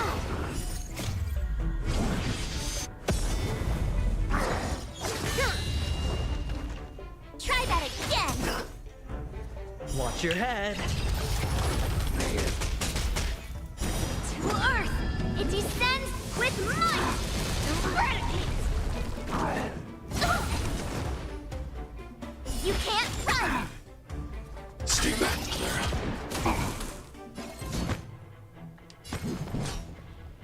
Pulverizing sword strike! Looks like I've got a winning hand. The dice have been cast. Bust. Or maybe I'll take it all. All in.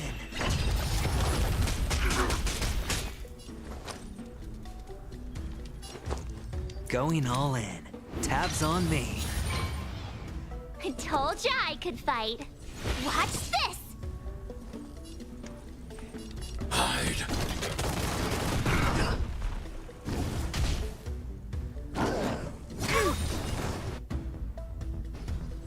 Stay back, Clara.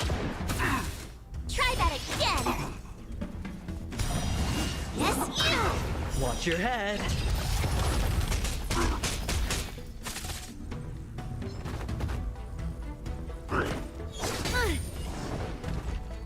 You can't run! Yes, you!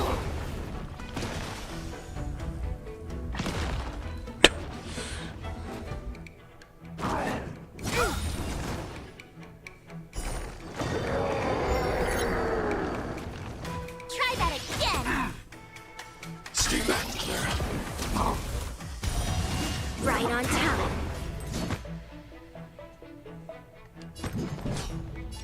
Rock shattering slash! Better hedge your bets.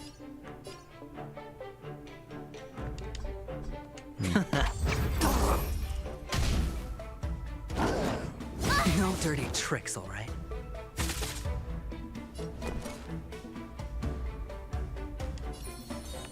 Stay right there while I give you a present!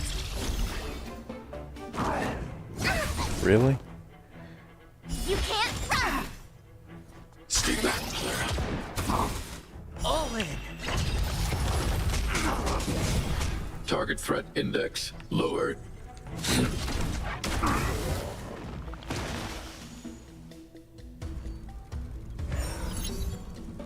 Gonna show me what you're made of? Pulverizing sword strike!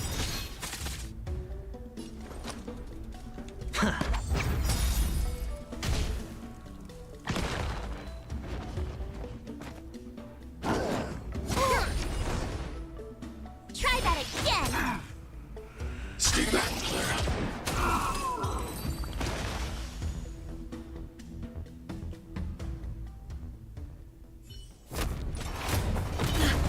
Not good.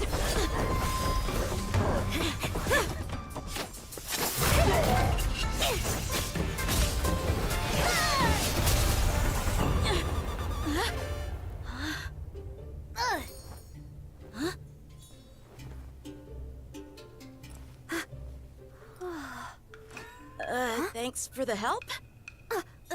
Sorry, no time to chat. Could you give me back my...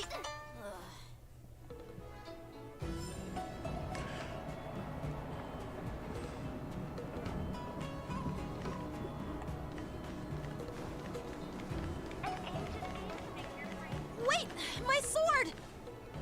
I'm sorry, but I'm afraid we'll have to put our plans on hold for now. I need to find out what's going on.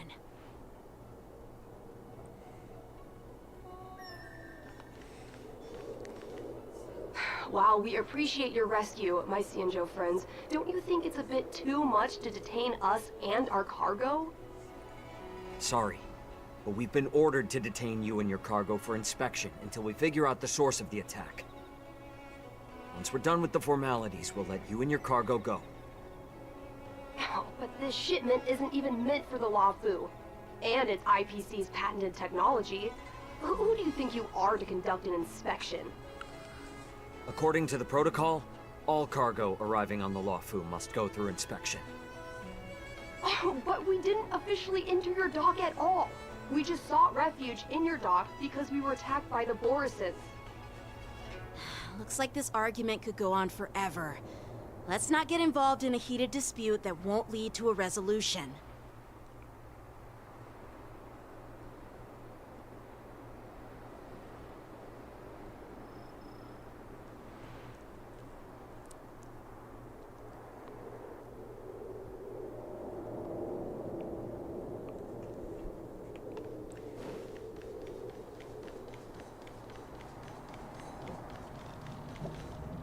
Who's in charge here? I need some answers. It's my fault. We let our guard down for a moment. I take full responsibility. The war dance approaching, safety should be a top priority. Now, tell me, how did Borisin prisoners end up in Starskiff Haven? According to the protocol, Borisin prisoners should be held on a Starskiff and taken directly to the Shackling prison under strict supervision without ever touching the ground. Who allowed a prisoner transport ship to dock at the passenger terminal? Please don't blame this, Captain. This incident involves the Zhu Ming's diplomatic vessel. Who are you? I'm Lu Jun, an officer of the Patrol Defense Squad. Thank you for your help, Lieutenant Yanqing. The situation unfolded rapidly, and it shouldn't be held against the captain. Here's what happened. An IPC transport ship was attacked by the Borisin just before arriving, and the Zhu Ming's diplomatic vessel came to the rescue. They fought off the Borisin pirates and imprisoned them on their ship.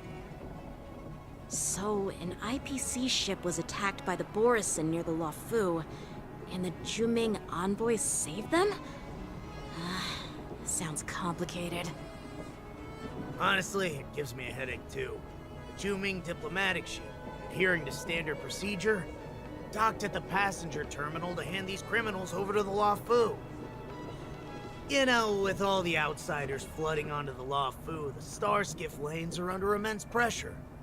The Borisin desperados decided to put up a fight before the prisoner transport Starskiff could get there. And that's what you just witnessed. We'll make sure these prisoners are sent to the Shackling prison as soon as possible. I see. It's an unusual situation indeed. I'll report it to the security department of the Realm Keeping Commission and ask for their cooperation in handling the aftermath. Maybe I should gather more details from others so that the Seed of Divine Foresight can have a better understanding of the situation.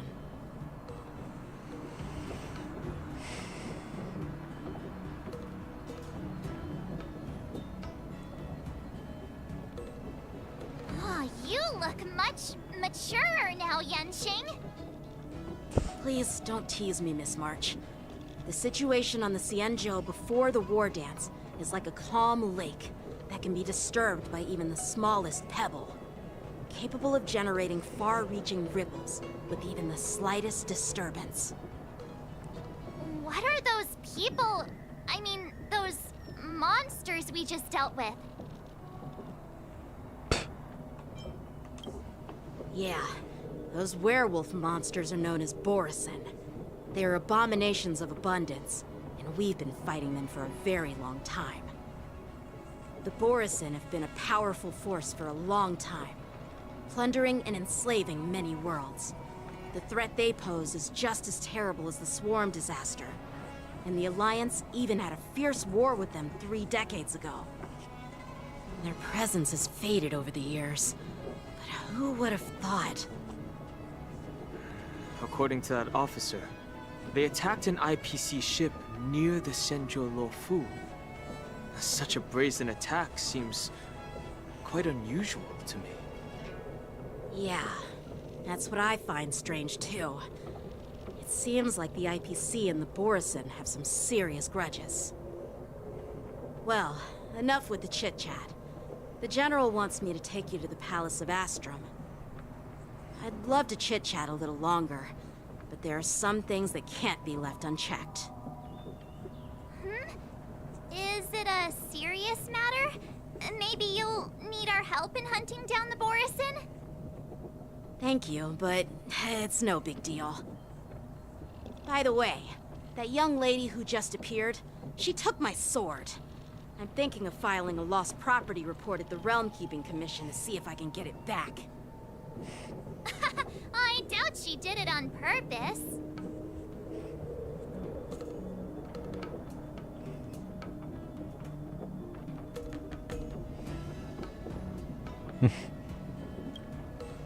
Perhaps she's around here somewhere.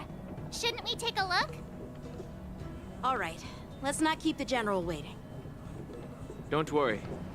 There aren't many people out there with that kind of talent. It shouldn't be too hard to find her.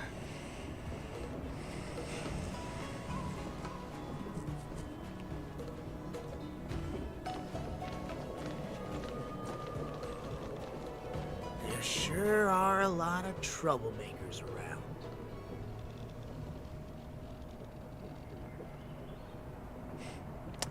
Well then.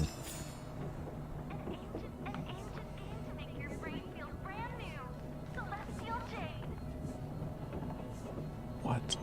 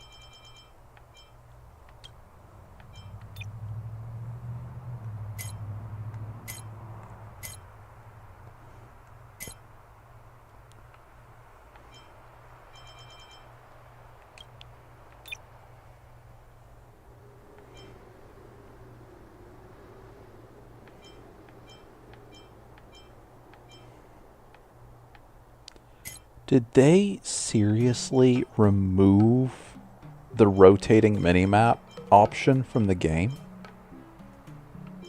You've got to be kidding me with this.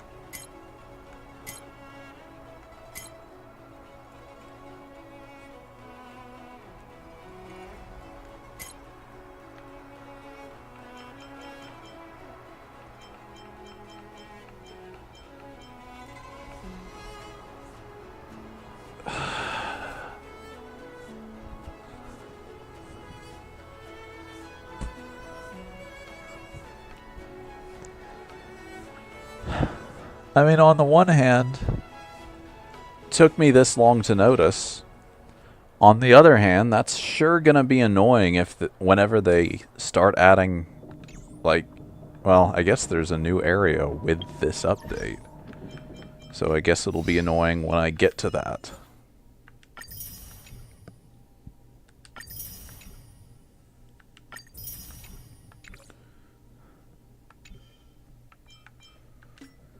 But I'm pretty certain this game used to have an option, like it defaulted to a fixed minimap, but I'm relatively certain this game at least had the option of changing it.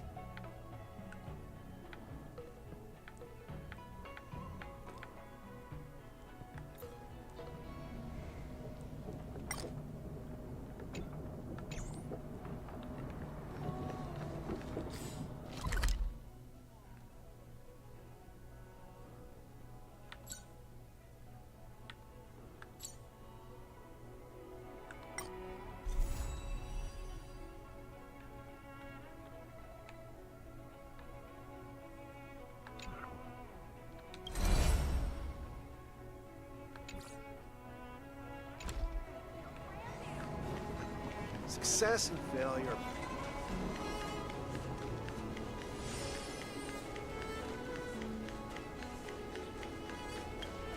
I mean, maybe I had it mixed up with something else. Been a long journey, Elder Hwyan. And I Thank never you had the for your option in presence. this one, but I don't feel like that's the Don't case. mention it. Thank you for taking the time to welcome me.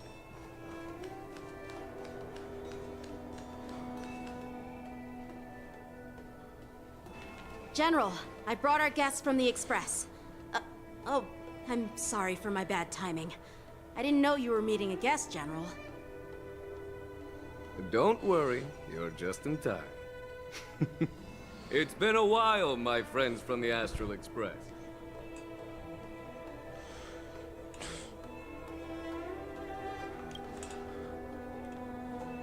All is well when you have friends coming from afar.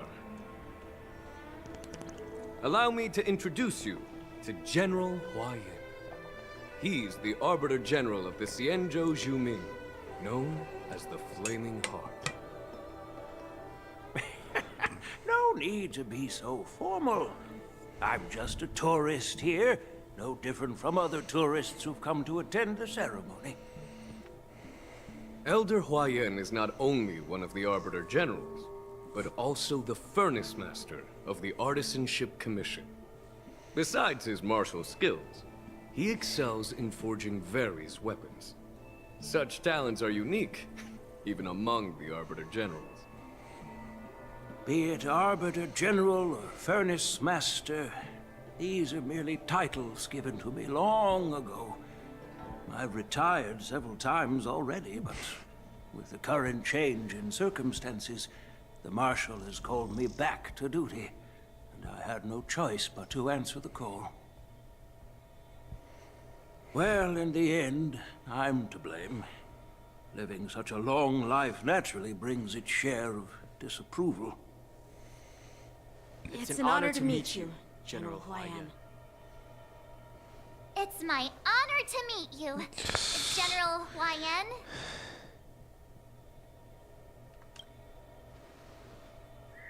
No need to be all formal. Today I'm just a guest on the Luofu, the same as all of you. So, these three are the ones you mentioned, Jingyuin? The heroes who helped you with the Ambrosial Arbor crisis? Indeed. There's Dan Heng, March 7th, and him. Without their help, I'm afraid the Luofu might not have easily overcome this crisis. So, the Imbibitor Lune's reincarnation has returned to the Luofu and will attend the war dance. I'd love to have a drink with you, should the chance present itself. You're more than welcome, General Hwyan. And this young friend is? Yanqing, my apprentice. He remains by my side as my retainer due to his youth, which I hope will season him with experience. He will stand for the Luofu's Cloud Knights in the upcoming war dance, ready to take on all kinds of challenges. Great, great! It's a real treat to see so many talented young people around here today.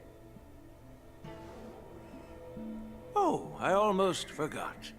This is my apprentice, Yun Li. It's you! Oh, it's you. Hello. Oh, you two already know each other? Guess we don't need any introductions then. What a coincidence! I was afraid I'd have trouble finding this girl. Oh? Now you've piqued my curiosity. Tell me, how did you two become acquainted? She helped me capture the escaped Borisin prisoners at the Starskiff Haven. Allow me to express my gratitude for you. But when you left, you took my flying sword with you. Your flying sword? Oh, so that's why I found a dagger in my bag. Turns out it's yours. Yes, it is. Now that we've met again, I hope... Nope, that won't do. Won't do? You want your sword back, right? Well, you can't just take it back. On the Juming, when you lose your sword on the battlefield, you have to reclaim it on the battlefield. As for this little sword, it was supposed to strike that escaped Borisin prisoner. But unfortunately, its owner's agitated state caused it to fly off like a kite with a broken string, and it missed its target. By the way, if I hadn't caught it and helped it hit its mark, that Borisin prisoner would have gotten away. Hold on a sec, Yunli. You took my sword without even asking, and now you're refusing to give it back? So much for Luofu's swordmasters. What did you just say? If you just stepped up and took your sword back from me fair and square, I would have totally respected you. But nope, you tried to play it down, expecting me to just hand it back to you like it's nothing. In front of everyone. With all due respect, you don't honor your sword, so you don't deserve it. Hasn't anyone told you that taking without asking is stealing? If you want to settle this with swords, fine. Let's have a one-on-one duel right now. Yanqing. Well, that's more like it. Just be careful, because I'm not as easy to handle as the Borisin. You two, be quiet and apologize to Yanqing. Hey! Whose side are you on, Grandpa? I don't take sides. It's a small misunderstanding, and an apology would be too much. I've heard about the Zhu Ming's incredible swordplay and craftsmanship. Most notably, the legendary Flame Wheel Octet. Seeing Miss Yunli, who is among those ranks today, well, I must say, she definitely has that fiery edge. Such grandiose names. Some folks love to spin these fancy titles, trying to set the Cloud Knights apart. Yunli is still just a young girl, a bit awkward and hot-tempered. So please forgive her if she's being rude. Well, everyone, Elder Huaiyan and I have some business to discuss.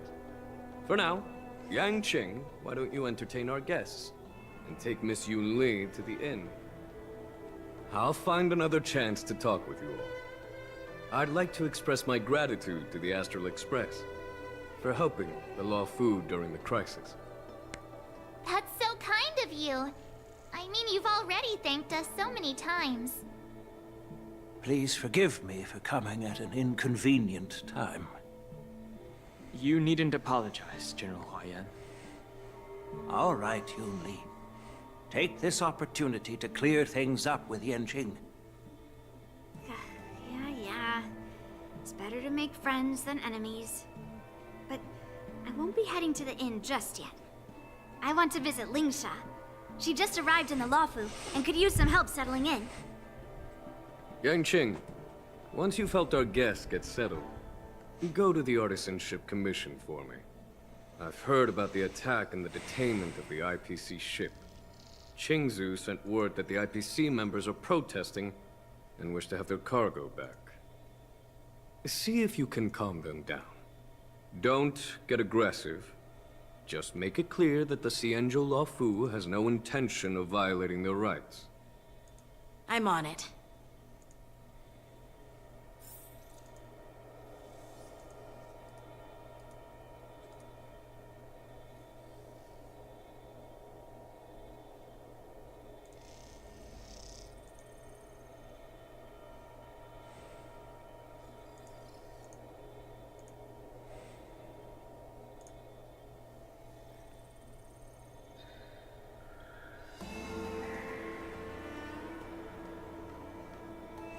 Yeah.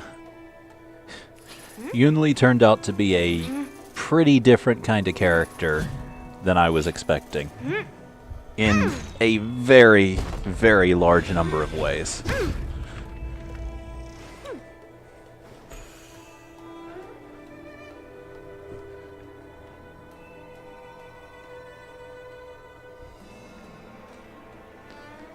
But also, small character with big sword is a longtime favorite character archetype of mine.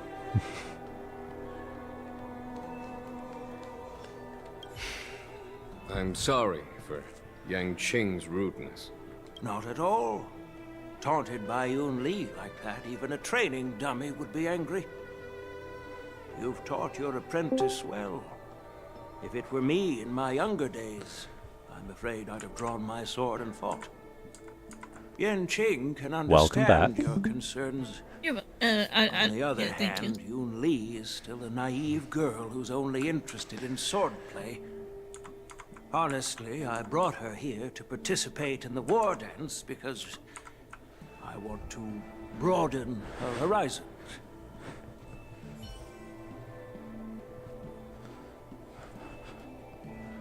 You switched over to her. I've been using her most of the stream. I think it, yeah, well, yes, but it's just funny. You're like, they're talking about you, and you're like, hee hee, I'm here. Oh, Hee hee. yeah, when you're playing as any character other than the main character and go into voiced dialogue, it just automatically switches you to the main On character. the other hand, Yeah, Yun Li it's is just funny. still a naive girl. I don't know. They're playing PoE, and honestly, I was just kind of like, I just want to sit here Fair enough. and like not do much of anything. It's totally worth it. Compared to the Zhuming, the Luofu is so much livelier. But it's a shame the Luofu swordmasters don't seem that great. Glad to meet you too. Are you here to participate in the war dance?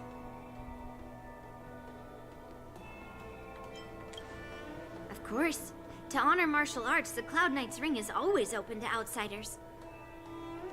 If you can defeat the ringmaster selected by the Xianzhou, you'll not only win rewards and prizes, but also be making a name for yourself.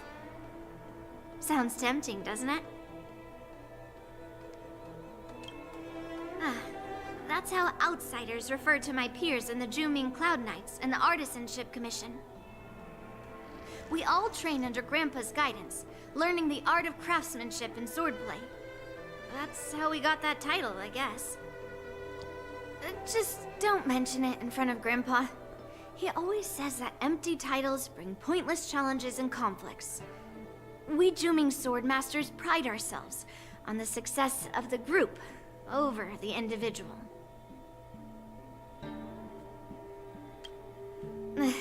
I have some things to do. Besides, little Yan Qing doesn't seem too happy about me tagging along. Well, why do you think that?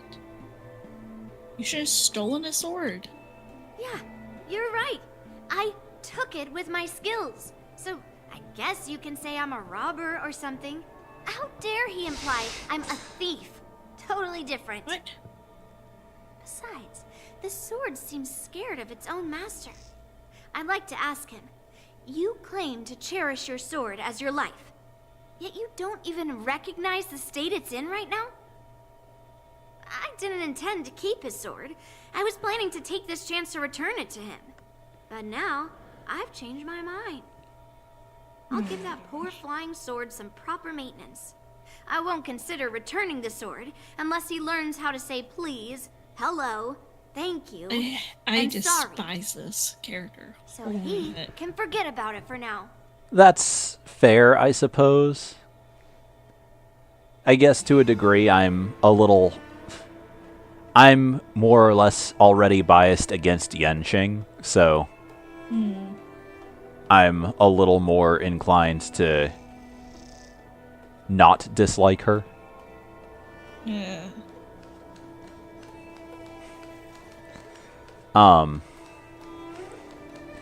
Yanqing's only real role in the story is constantly lose fights to everyone because he thinks he's better than he is. So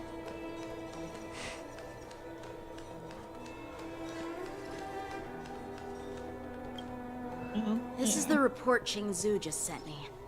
Let me take a look. Huh. that, and also, this is a really niche reason to not like a character. Very specific to gacha games, I guess. But he's also, by a pretty significant degree, the worst of the game's standard 5-star characters. Oh my gosh. Which means when you lose your 50-50, he's the worst possible option to get. Oh. Hilariously, he and Yunli synergize with quite a bit with each other mechanically.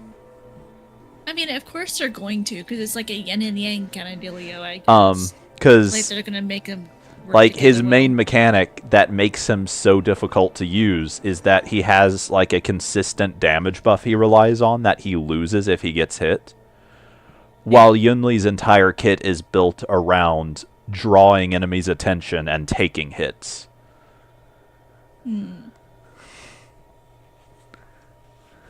Looks like the General has given me a tough challenge.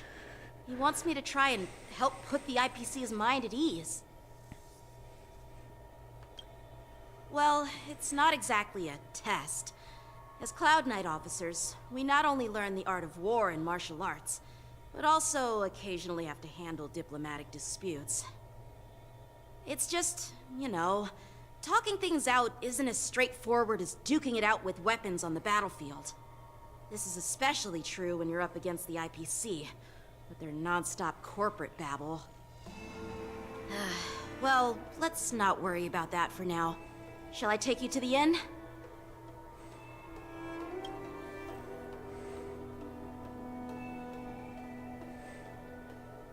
It is the Luofu's honor to have you in attendance at the war dance.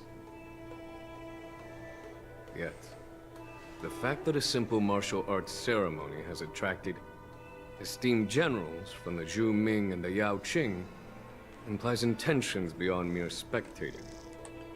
Might there be any specific instructions from the Marshal? You're overthinking it, Jingyuan.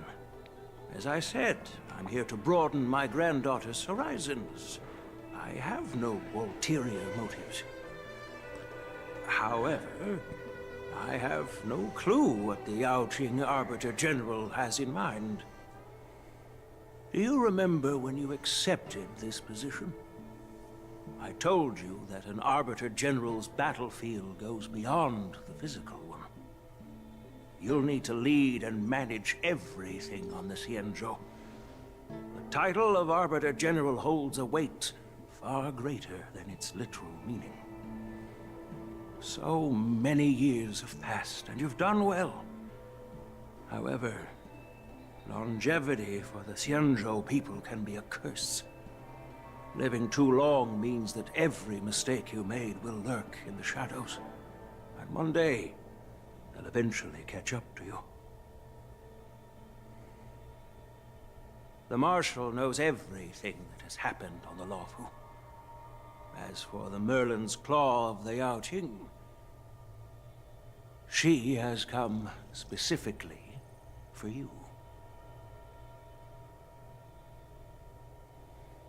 Speaking of which, why hasn't she arrived yet? They say the Merlin's Claw strikes like lightning.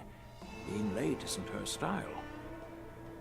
That's not true, General Huaiyan. She's been here a while, but I'm sure you've heard of her unbridled nature. As soon as she disembarked from the star skiff, she mentioned having something to attend to, and simply disappeared. You must be the messengers from the Xianzhou Yao Qing, I assume. We are Jiaoqiu and Moza, retainers of the Merlin's Claw. It's an honor to meet you in person, Arbiter Generals. Now this is interesting. A guest who doesn't come to visit but sends a message instead. What does she mean? Tell me, what could be more important to her than coming here? Master heard about a spectacular view in Scale Gorge Waterscape. I believe she went there to enjoy it. Gee, that's a lie. A spectacular view? Ha! Did you hear that, Jingyuan? This person is being sarcastic. Please do not misunderstand me, General Huaiyan. I was simply stating the truth. Master thought it would be inappropriate to keep you waiting, so she sent us here. Once she's finished with admiring the scenery, she'll personally come and apologize to the both of you.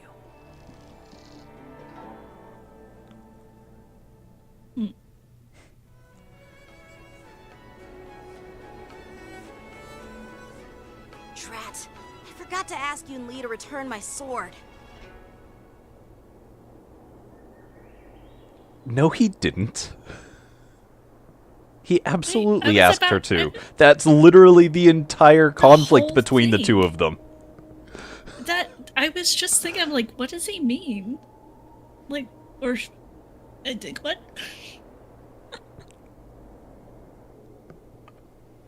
Okay. Did I just like forget something?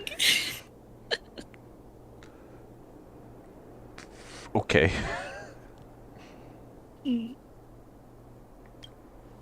No need to bother. The Juming envoys won't be leaving the Luofu anytime soon. I'll ask for it later when we meet again. By the way, I don't know if it's just me, but the general seemed a little reserved. Could it be because of Elder Yan's visit? Reserved? Really? Maybe I'm just overthinking things. No, you're not. When I entered the Palace of Astrum, I realized that the messenger from the Xianzhou Juming was actually the Arbiter General himself. So, the messenger from the Xianzhou Yaoqing must be the Merlin's Claw herself, I presume. That's right. Well, that's what makes this entire thing so unusual. What's so unusual about it? They simply received an invitation from Jing Yuan, just like the crew, right?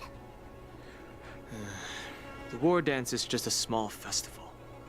And now we have 2 Arbiter Generals from other Xianzhou ships here.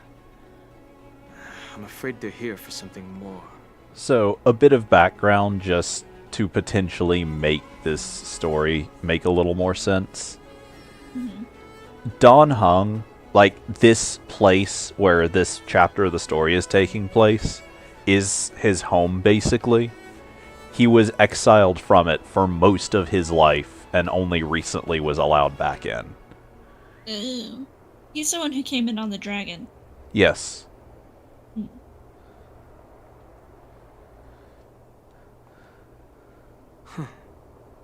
Maybe they've come to hold Jingyuan accountable for the Ambrosial Arbor crisis? I don't know how much this will play into this story chapter, but I know, like, one of the, like, his character story kind of centers around, like, basically the person at the head of, like, this area. Like, Jing Yuan, the guy that with the gold eyes and the blonde hair that was in there. Yeah. Was an old friend of, like, Dan Heng is like a dragon person and his species reincarnates instead of dying normally. Jing Yuan was a close friend of his previous reincarnation and is the main person that overturned his exile. And a lot of people disagree with his exile being overturned and still don't want him around. Interesting. Again, Wait, I did you don't- tell me why he was exiled? Because of the actions of his previous reincarnation. Okay. I mean, I can go more into the background of it. It is pretty interesting.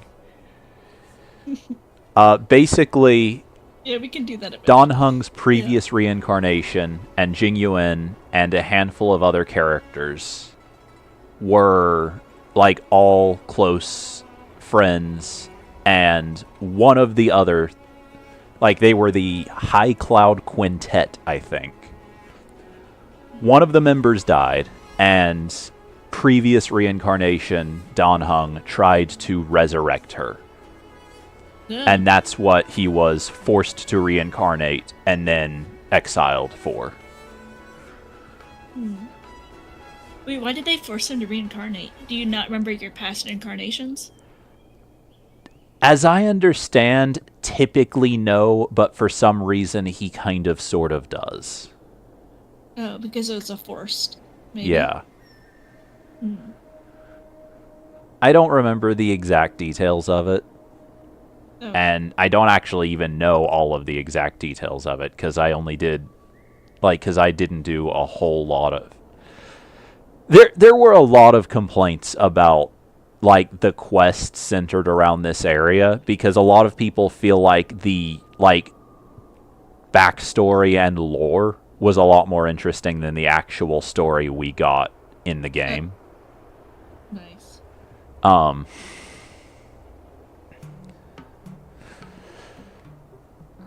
him accountable?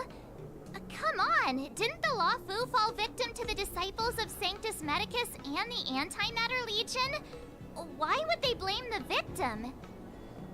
Donshu's rebellion and Ventilia's scheming are merely one side of the story to the other Arbiter Generals of the Alliance. Only a single piece of incontrovertible evidence remains, creating an endless source of potential complications. The Ambrosial Arbor. Ironically, going back to... I guess not ironic, that's not the right word, but funny. Going back to my saying earlier that Yanqing's role in the story is to constantly lose fights because he thinks better of himself than he deserves. Okay. Or rather, he thinks he's stronger than he is. No. Specifically, he, besides Jingyuan, obviously, since Jingyuan is his teacher, he lost serious fights against all three of the other surviving members of the High Cloud Quintet, including Dan Heng. Yeah. Yes. It's undeniable that the plague mark, which was subdued by the Xianzhou Luofu, has resurfaced. But was it really a conspiracy instigated by the Antimatter Legion?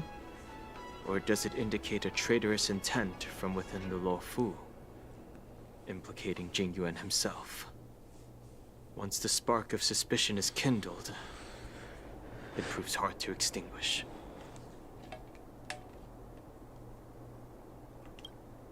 The General must have had that in mind when he invited us to attend the war dance. What was I thinking? Seriously, here I was looking forward to a carefree and enjoyable trip, but it seems wherever we go, drama is just around the corner. Aw, I was so excited. I thought those Arbiter Generals were just here to see the ceremony. By the way, I heard that an alchemist from the Zhuming diplomatic ship has arrived, and rumors say that she's to be the new Cauldron Master of the Alchemy Commission on the Luofu. An alchemist from the Zhuming serving as the Cauldron Master on the Luofu? While it's not unheard of, the timing itself... Thanks to your words, Mr. Dan Heng. Now I finally see the underlying tensions. The General is under tremendous pressure right now, but I was completely oblivious to his troubles. How naive of me. Come on, don't think like that. Leave the adult matters to the adults. Even if you wanted to do something for the General, it's not like you can do anything. Did I say something wrong? Again? Miss March is right. I don't have the skills to share the General's burdens at the moment. Still, I'll do my best to follow his instructions. Let's go. Once I've taken you to your accommodations, I need to go to the Artisanship Commission to handle the IPC's protest. He looks like he has a lot on his mind. We can't just let him go alone. Why don't we accompany you to the Artisanship Commission? This... I think just talk in front of people if they're not standing there for a While moment. I appreciate your kindness, dealing with the IPC's workers could be tricky. All I'll say is that March has less than a year of memories. Yeah, I knew she was kind of like a little bit of an airhead. Yeah. Even putting aside whether or not she is like that naturally, she also is not entirely all there right now. Like, Welton Himiko literally just found her in a block of ice floating in space. Oh, okay. And, like, Why when were they they in thawed her space? out, she woke up with no memories at all. Oh, shoot.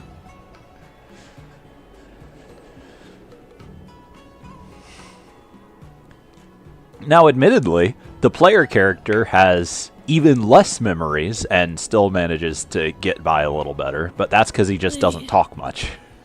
I mean, right, he just knows when to listen.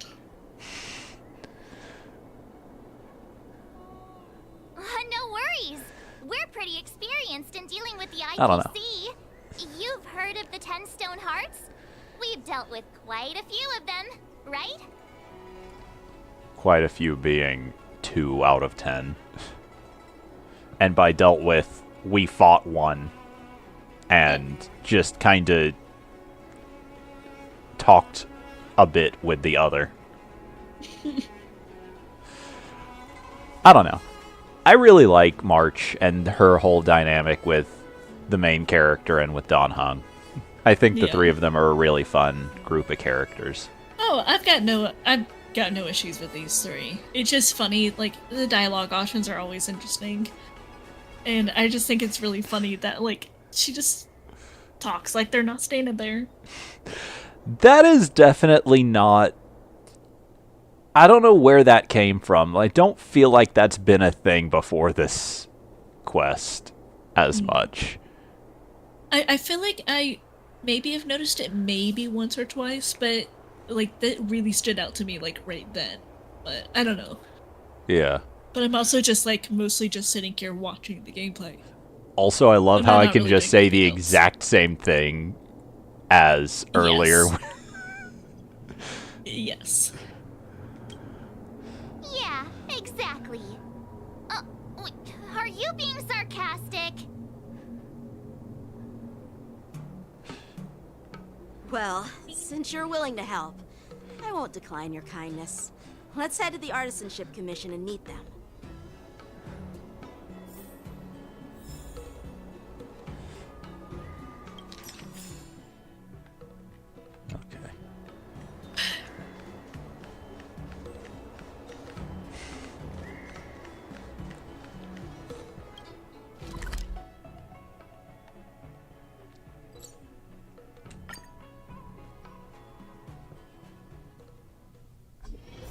I'm kind of Really assuming. reason with you Xianzhou people? Okay.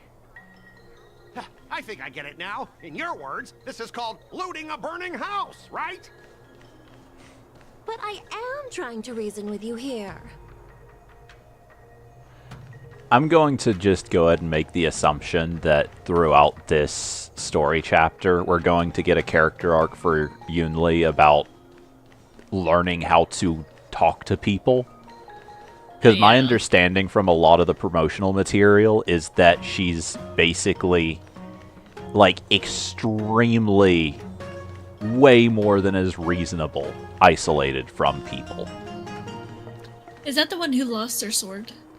Yunli is this character, the one that took the sword. Oh, okay. And okay. was I just thought that kind of a bit of a I brat. thought so for a second, but then something, like, made me think it was the other one. Yanqing is the blonde boy that lost his sword. Okay, I also wanted to make sure I wasn't just, like, calling the blonde boy a boy if it was like, oh, that's a she, my bad. Like... Yeah, I remember her too. Yeah. Yeah. Yep. He's the one who lost the sword. He's also the one that's constantly losing fights. He, at the very... I'd say he's not the best with people either, but at the very least, he's the apprentice of a politician. Like, a politician who is really good at fighting. But, like, he is basically the apprentice and aide to a politician. So at the very least, he has to have some clue how to talk to people. Whereas Yunli literally just fights and blacksmiths and doesn't really talk to people, is my understanding. Yeah. Besides her grandfather.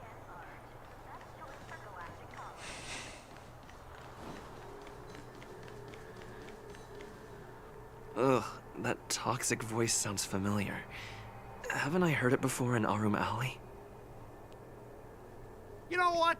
This isn't my first time dealing with the Skyfaring Commission. I can handle your unreasonable ways. But straight up snatching IPC cargo, isn't that going a bit too far? Just as I've said it many times already. Once we've inspected the cargo and completed the security check, you can be on your way. Is there something wrong with your ears, or is it just your brain? I'm hearing you loud and clear. I'm thinking clear. And my answer is crystal clear. Not a chance. Keep detaining my cargo, and I'll file a complaint directly with your general.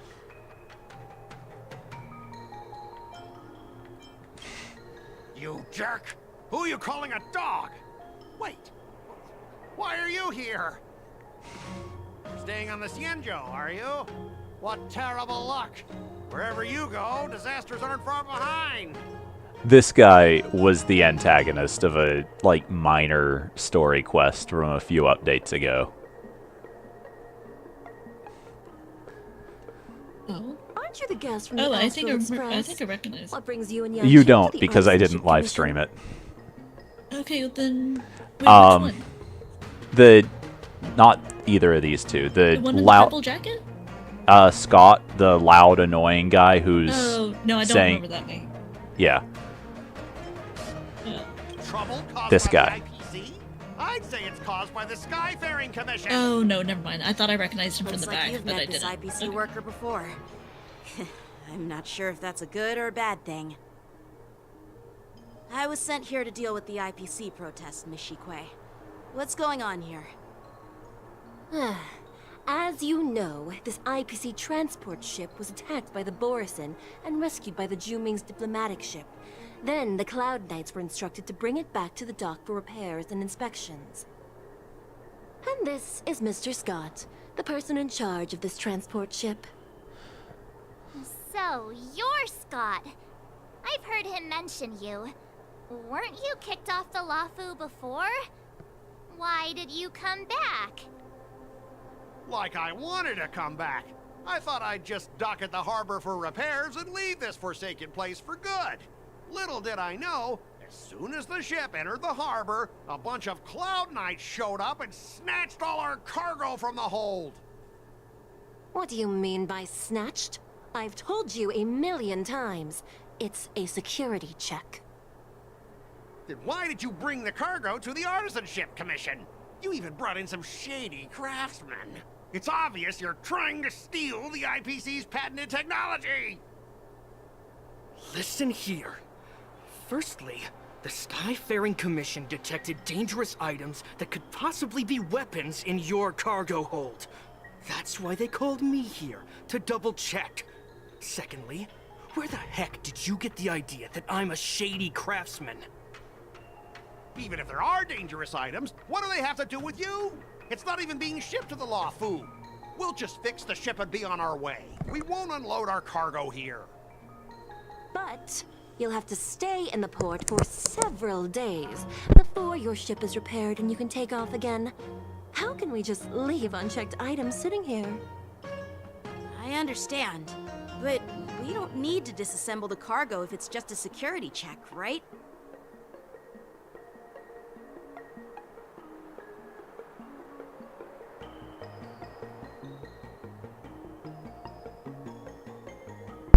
Apparently, I have to go move cars in a few minutes.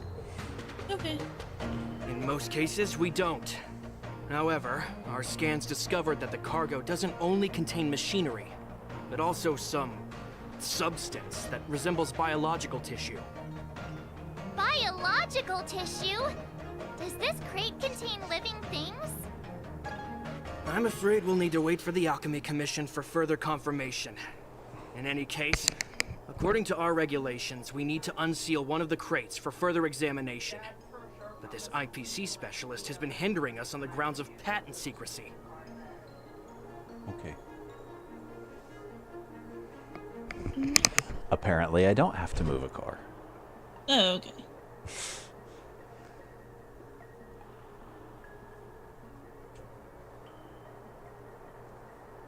The Alliance's regulations on biological products are very strict. Without further inspection, there is no way for the Skyfaring Commission to release the cargo. Oh, really? Fine! If anyone lays a finger on that shipment, they'll have me to deal with. It doesn't matter if it's mechanical or biological. It's none of your business. I'm filing a complaint against the Skyfaring Commission's ridiculous regulations. This Mr. Scott seems stubborn and difficult to persuade. Honestly, I really don't want to have a vicious confrontation with the IPC.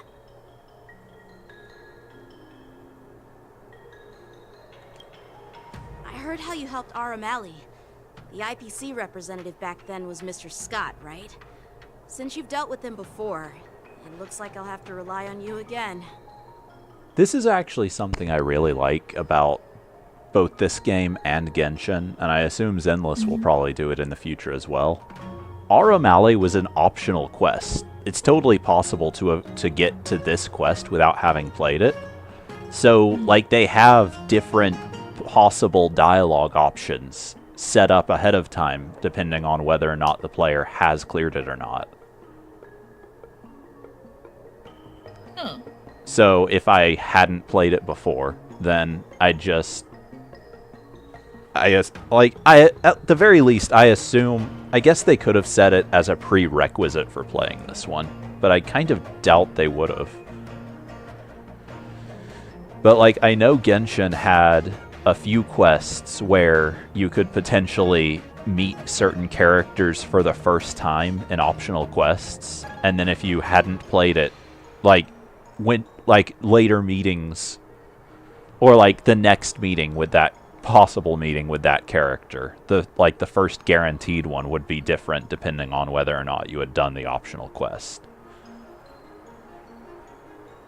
Yeah. What are you guys whispering about over there? Just hurry up and give us back our cargo.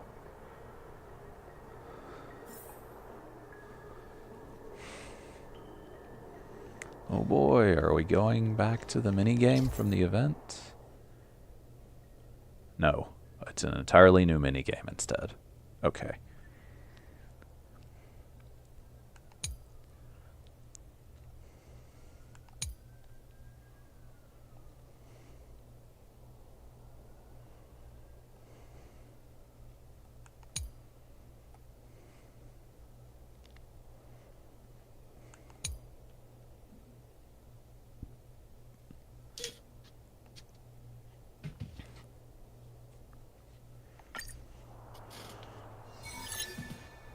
As I recall, this guy won't listen to reason and can only be persuaded with intimidation. But he does seem to follow rules to some extent. Let's use that against him.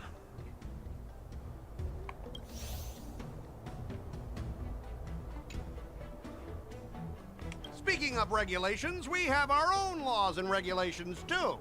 According to Article 4 of the Xianzhou Alliance IPC Trade Consensus, the Alliance and IPC shall...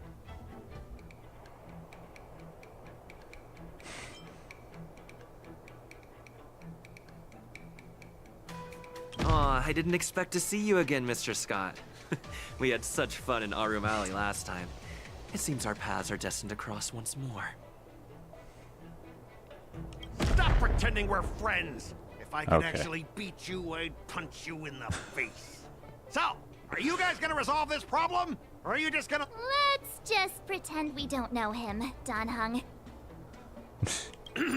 Even if we set aside the secrecy of intellectual property, these prototypes built by the Intelligentsia Guild are incredibly valuable, beyond your wildest imagination.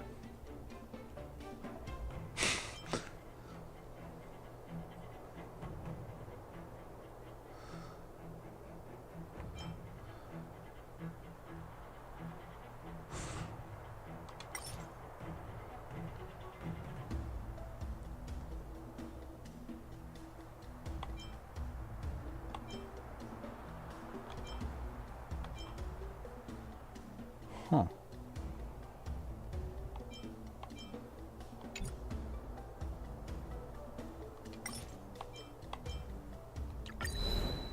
Huh? Could you repeat?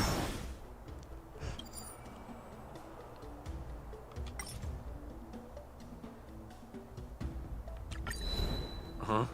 Your logic is too confusing. The Alliance can sign a non-disclosure agreement with you. That way, you won't have to worry about any infringements, right? We can sign a mutually acceptable non-disclosure agreement in accordance with the IPC's rules. Well, that makes sense, but how can we trust you to honor the terms? Even if we set aside the secrecy of intellectual property, these prototypes... Good old Violet. I'm really tempted to pick that one.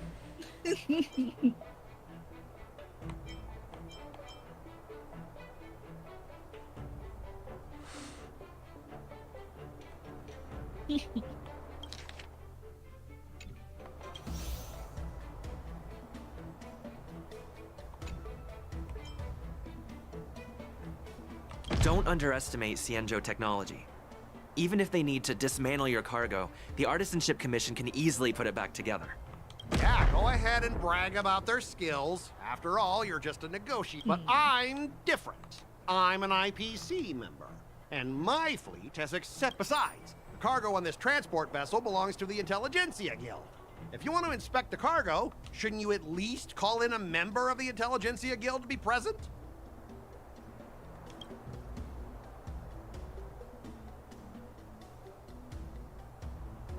I'm pretty tight with Dr. Ratio from the Intelligentsia Guild. This is not Almost gonna like get me family. anywhere. Doesn't that make me... What's all this nonsense? Even if you were married to him, you still couldn't represent the Intelligentsia. We both need to follow the regulations. Because that's how the IP... Everyone has their own set of rules. Now that you're on their turf, shouldn't you follow their rules too? I love the expression. Just completely annoyed and done with what's going on. Yeah, he's just I know like, I'm on the I'm just schedule, over this. But if I violate the IPC regulations, I'll be in deep trouble when I get back.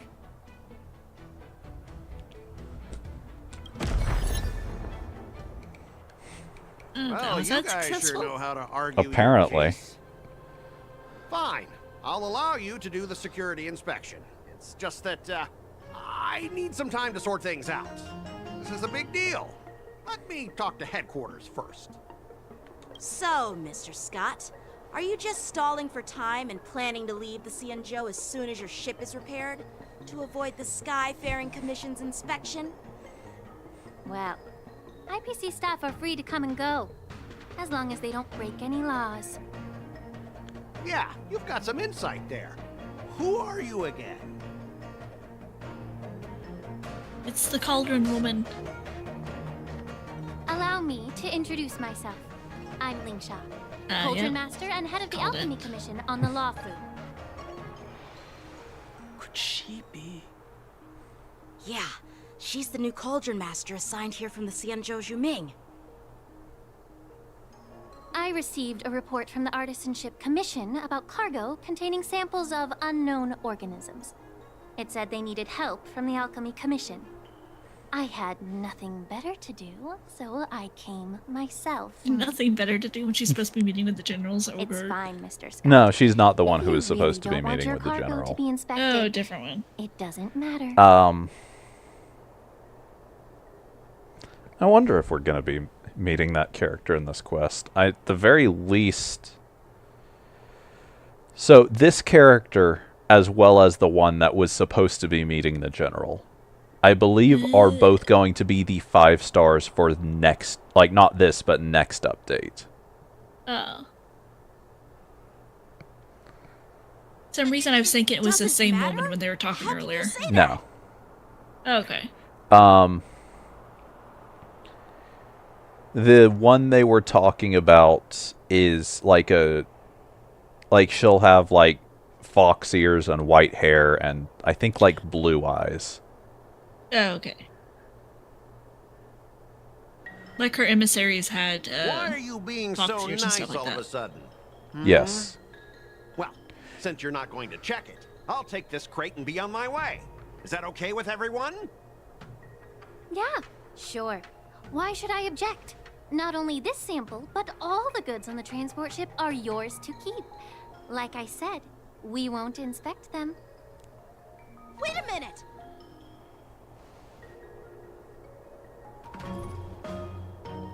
Well, that's more like it. If only the young displayed a more reasonable attitude, we could have sidestepped that altercation just now. Our ship will leave in a few days once the engines are repaired. Your ship can leave whenever you want, but I'm afraid I can't say the same for your cargo. According to the import and export regulation signed between the Xianzhou and IPC, all biological shipments can only leave the port when they have confirmed to be of no threat, or when all biological activity expires. Since we can't determine if your shipment is safe for the environment, I guess we'll have to wait for its biological activity to expire. Let me check the previous cases. Normally, it'll only take around 47 star calendar years. Only 47 years? Why so surprised? You're still young and full of energy. I'm pretty sure you'll live a few more decades. Have some confidence in yourself. Ha! Typical of a long-life species. Your words are dripping with sarcasm. While you may not care about time, I do. I'll be demanding double compensation from the Skyfaring Commission for every minute wasted. Sure thing, Mr. Scott. You seem pretty confident that your career and life will last long enough to witness this victory unfold.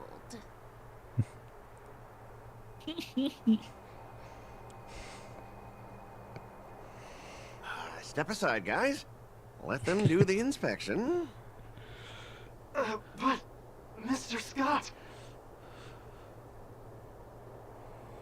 Come on, we're already in enough trouble. Just let them do the security inspection. And if needed, I can always grovel before the Intelligentsia Guild later. I'm just using my head for what it's apparently good for, right? Thanks, bro. Well, honestly, at least you're not as annoying as that woman. Bro, just do the inspection. It's just enough annoying without there being any reason to be really annoying. You're like, something thanks, else. bro. Is this the IPC product? Listen up. Any damages caused by inspections will be filed with the IPC.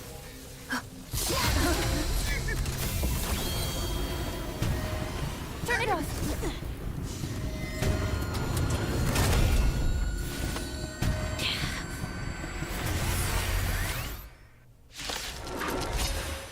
Okay.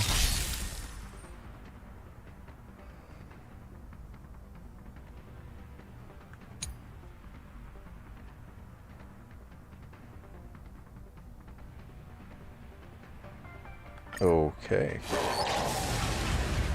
Okay. Oh, how unexpected. That was a surprise. Yes, you! Again! Steam back, Clara. Try that again! Detecting damage. Right on time. Is his health bar going down at all? Very, very slightly.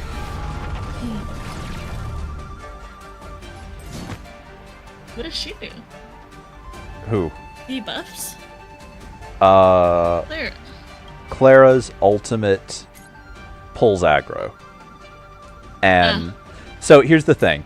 These two characters do almost the exact same thing. Huh. Both of them pull aggro and do damage to any enemy that attacks them. Okay. The major difference is that Clara normally only deals damage to a single target, while Yunli can hit up to 3 targets. Oh. But during Clara's ultimate, she can hit up to 3. Okay. There's a bunch of minute details of their kits to dictate which one is better for what situation. But I thought it was more fun to just put all the attacks enemies that hit them characters into a single team. Because sure. even though they make for a terrible team together, I thought it was funny. Well, yes.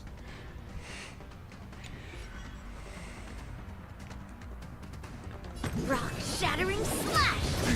Abnormal. Don't ask, just spend. My turn. I need to be brave. Hide. I'll melt it all down. You can't run. As you could that. Damage sustained. All in. Clouds, it cleaves a path.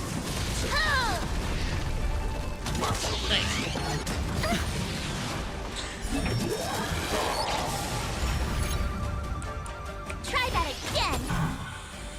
As you could that. Watch your head.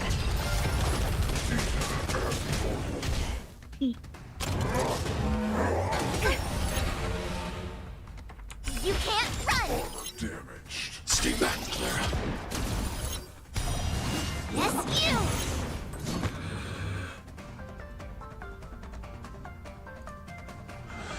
Okay.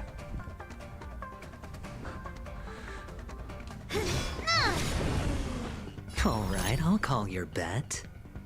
Can't lose this one. You have the worst luck running into me. Watch this. Detecting damage. I'm not afraid of you. Commencing annihilation. I want to protect everyone too. Help me, Mr. Sparrow. Another thing actually about Clara's ultimate is that while it's active, she will attack, or Svarog technically, the big robot, will attack any enemy that attacks anyone on your team, not just Clara. Yes, you. Oh. Abnormal. Pulverizing sword strike. I'm okay. You can't run. As you could that. Right on time. Watch your head. Better hedge your bets.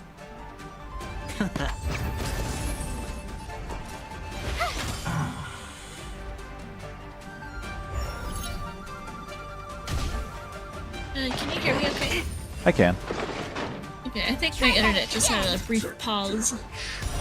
Fun. Stay back, Clara.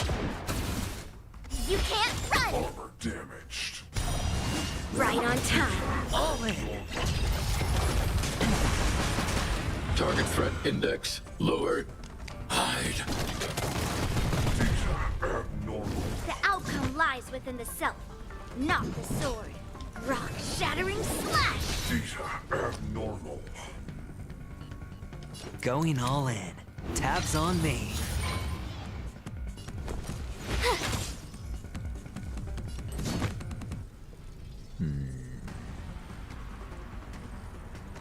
Pulverizing sword strike. I'll melt it all down.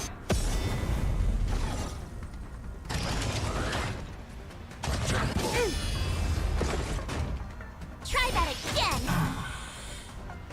To Earth, it descends with might. Eradicate. I'm okay. You can't run. Stay back, Clara. Armor damaged. Yes, you. Watch your head. You need to be brave. Commencing annihilation. Damage sustained. All right, I'll call. Can't lose this one. My turn. Watch this.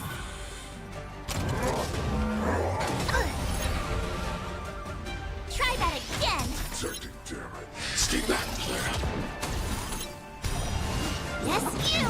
All in.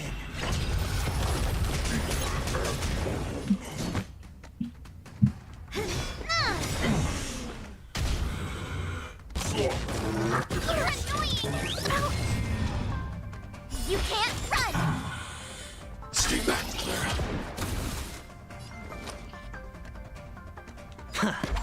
These are abnormal. Hide.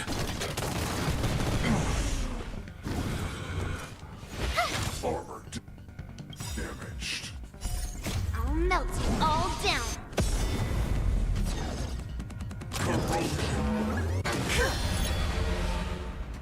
Try that again. Detecting damage. Stay back, Clara. Armor damaged. Clouds, it cleaves a path.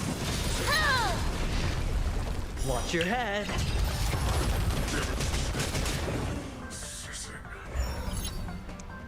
Gonna show me what you're made of?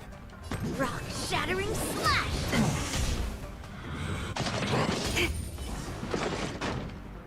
You can't run. Right on time. Try that again. Stay back, Clara. Armor damaged. All in. Better hedge your bets. Target threat index lower. Commencing annihilation. You have the worst luck running. Watch this. The outcome lies within the self-pulverizing sword strike. Can't lose this one. Damage sustained. Again. You can't run. Yes, you.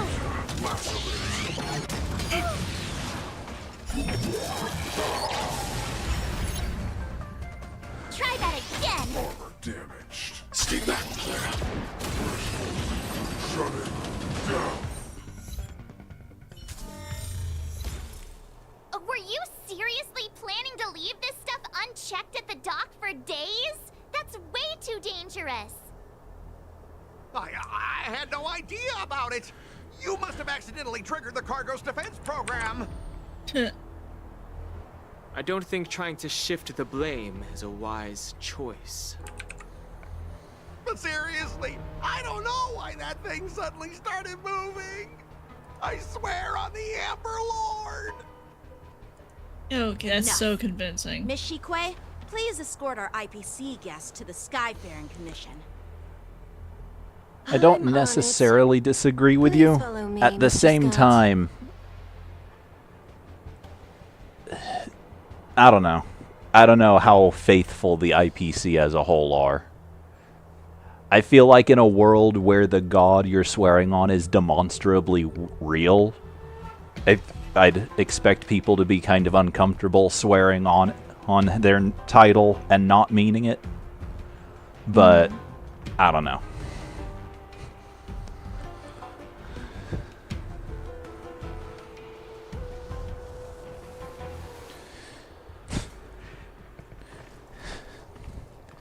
Gentlemen, our preliminary inspection shows that there is indeed hidden biological tissues inside.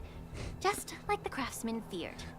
In a world where the god he's swearing on the title of is demonstrably real and literally has a champion present in the group of people around him. Can't even tell if it's ingenium or biological in nature.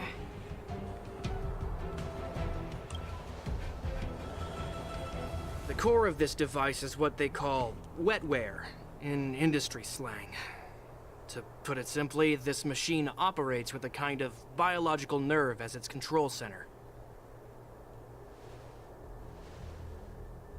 I'll take some samples for the alchemist to analyze and figure out where the biological tissue comes from. Why would the Intelligentsia Guild use such unethical technology? Perhaps they're trying to create a new weapon? Whatever the reason is, it's probably why the Borisin attacked the ship. No wonder the IPC were trying to obstruct our inspection. I'll contact the Ten Lords Commission and ask the judges to come and give their final verdict on this. According to our rules, all prisoners and weapons involving dangerous creatures must be taken to the Shackling prison for further sentencing. After all, it's the safest place on the Luofu. As for you, Mr. Craftsman, please go with the Cloud Knights and explain the situation to the judge.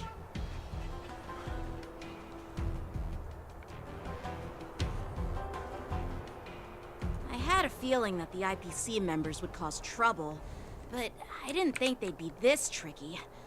Thanks for your help, Miss Linksha. I should thank you for saving my life. Your sword skills were impressive. Taking down that big guy. I thought the General's retainers were all burly martial masters. I didn't expect Yanqing to be so... Mature. Sorry, I'm trying to fix something. So I didn't even have... Like, I only kind of sort of had the game up. Yeah, exactly. He's young and talented. As for you, you must be the guests from the Astral Express, right? Saving the Luofu from that crisis. It's so impressive. So... I'm going... Like, you know how I've talked about characters in this game that are parallels to characters from Honkai Impact?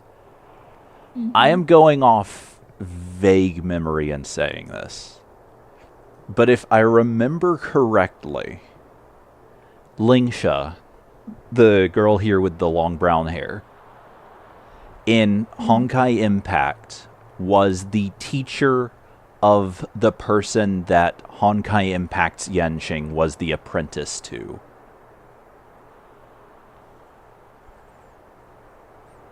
Wait, what? So, one of the major characters in Honkai Impact is Fuhua. She, as of right now, does not have a parallel in Star Rail, although I believe her name has been, like, is mentioned in some piece of in-game paperwork. Lore somewhere, yeah. In Honkai Impact, one of her multiple apprentices is Yanqing. And one of the... I don't remember if it's someone she was an apprentice to or just someone who had, like, some level of authority over her. Was not named Linksha, but is a parallel to the character here. Interesting. Or rather, this character is a parallel to that one. Whichever way you want to refer to it. Right. It wasn't a big deal. Really. It's still early, so why don't we get some tea at the Alchemy Commission? We can discuss your suggestions for revitalizing the commission. I'd be happy to accept your invitation. And you three are coming too, right?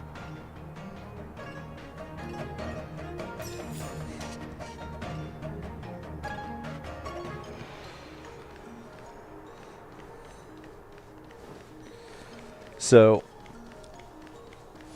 I was already, just from, like, mechanical things I've heard about her when she is added to the game next update, supposedly. I was already inclined to probably try to get Linksha. Considering she's just so fun of a character, I'm even more sold now. Alright. For sure. Oh, yeah. Although I think I'm gonna head to bed. Well, how could you do such a thing?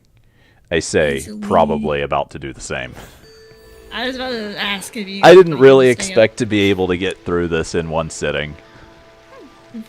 I hoped to, but I didn't figure it was likely. Right. I will... Oh, she's saying something. Yes. Her idle I got animations are actually distracted and kind of funny. was like, Let's see...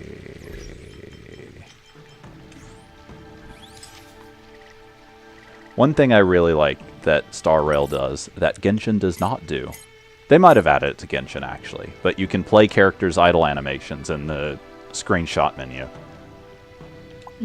Oh. Ew. One thing that annoys me is that this is the closest you can zoom in, which is disappointing because her face is really goofy during that animation. Oh.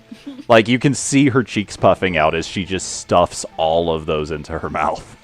Like a chipmunk. Exactly.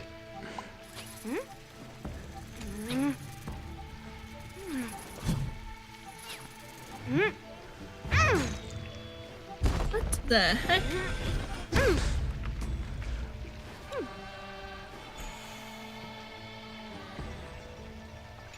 Alright. I will go ahead and end my stream.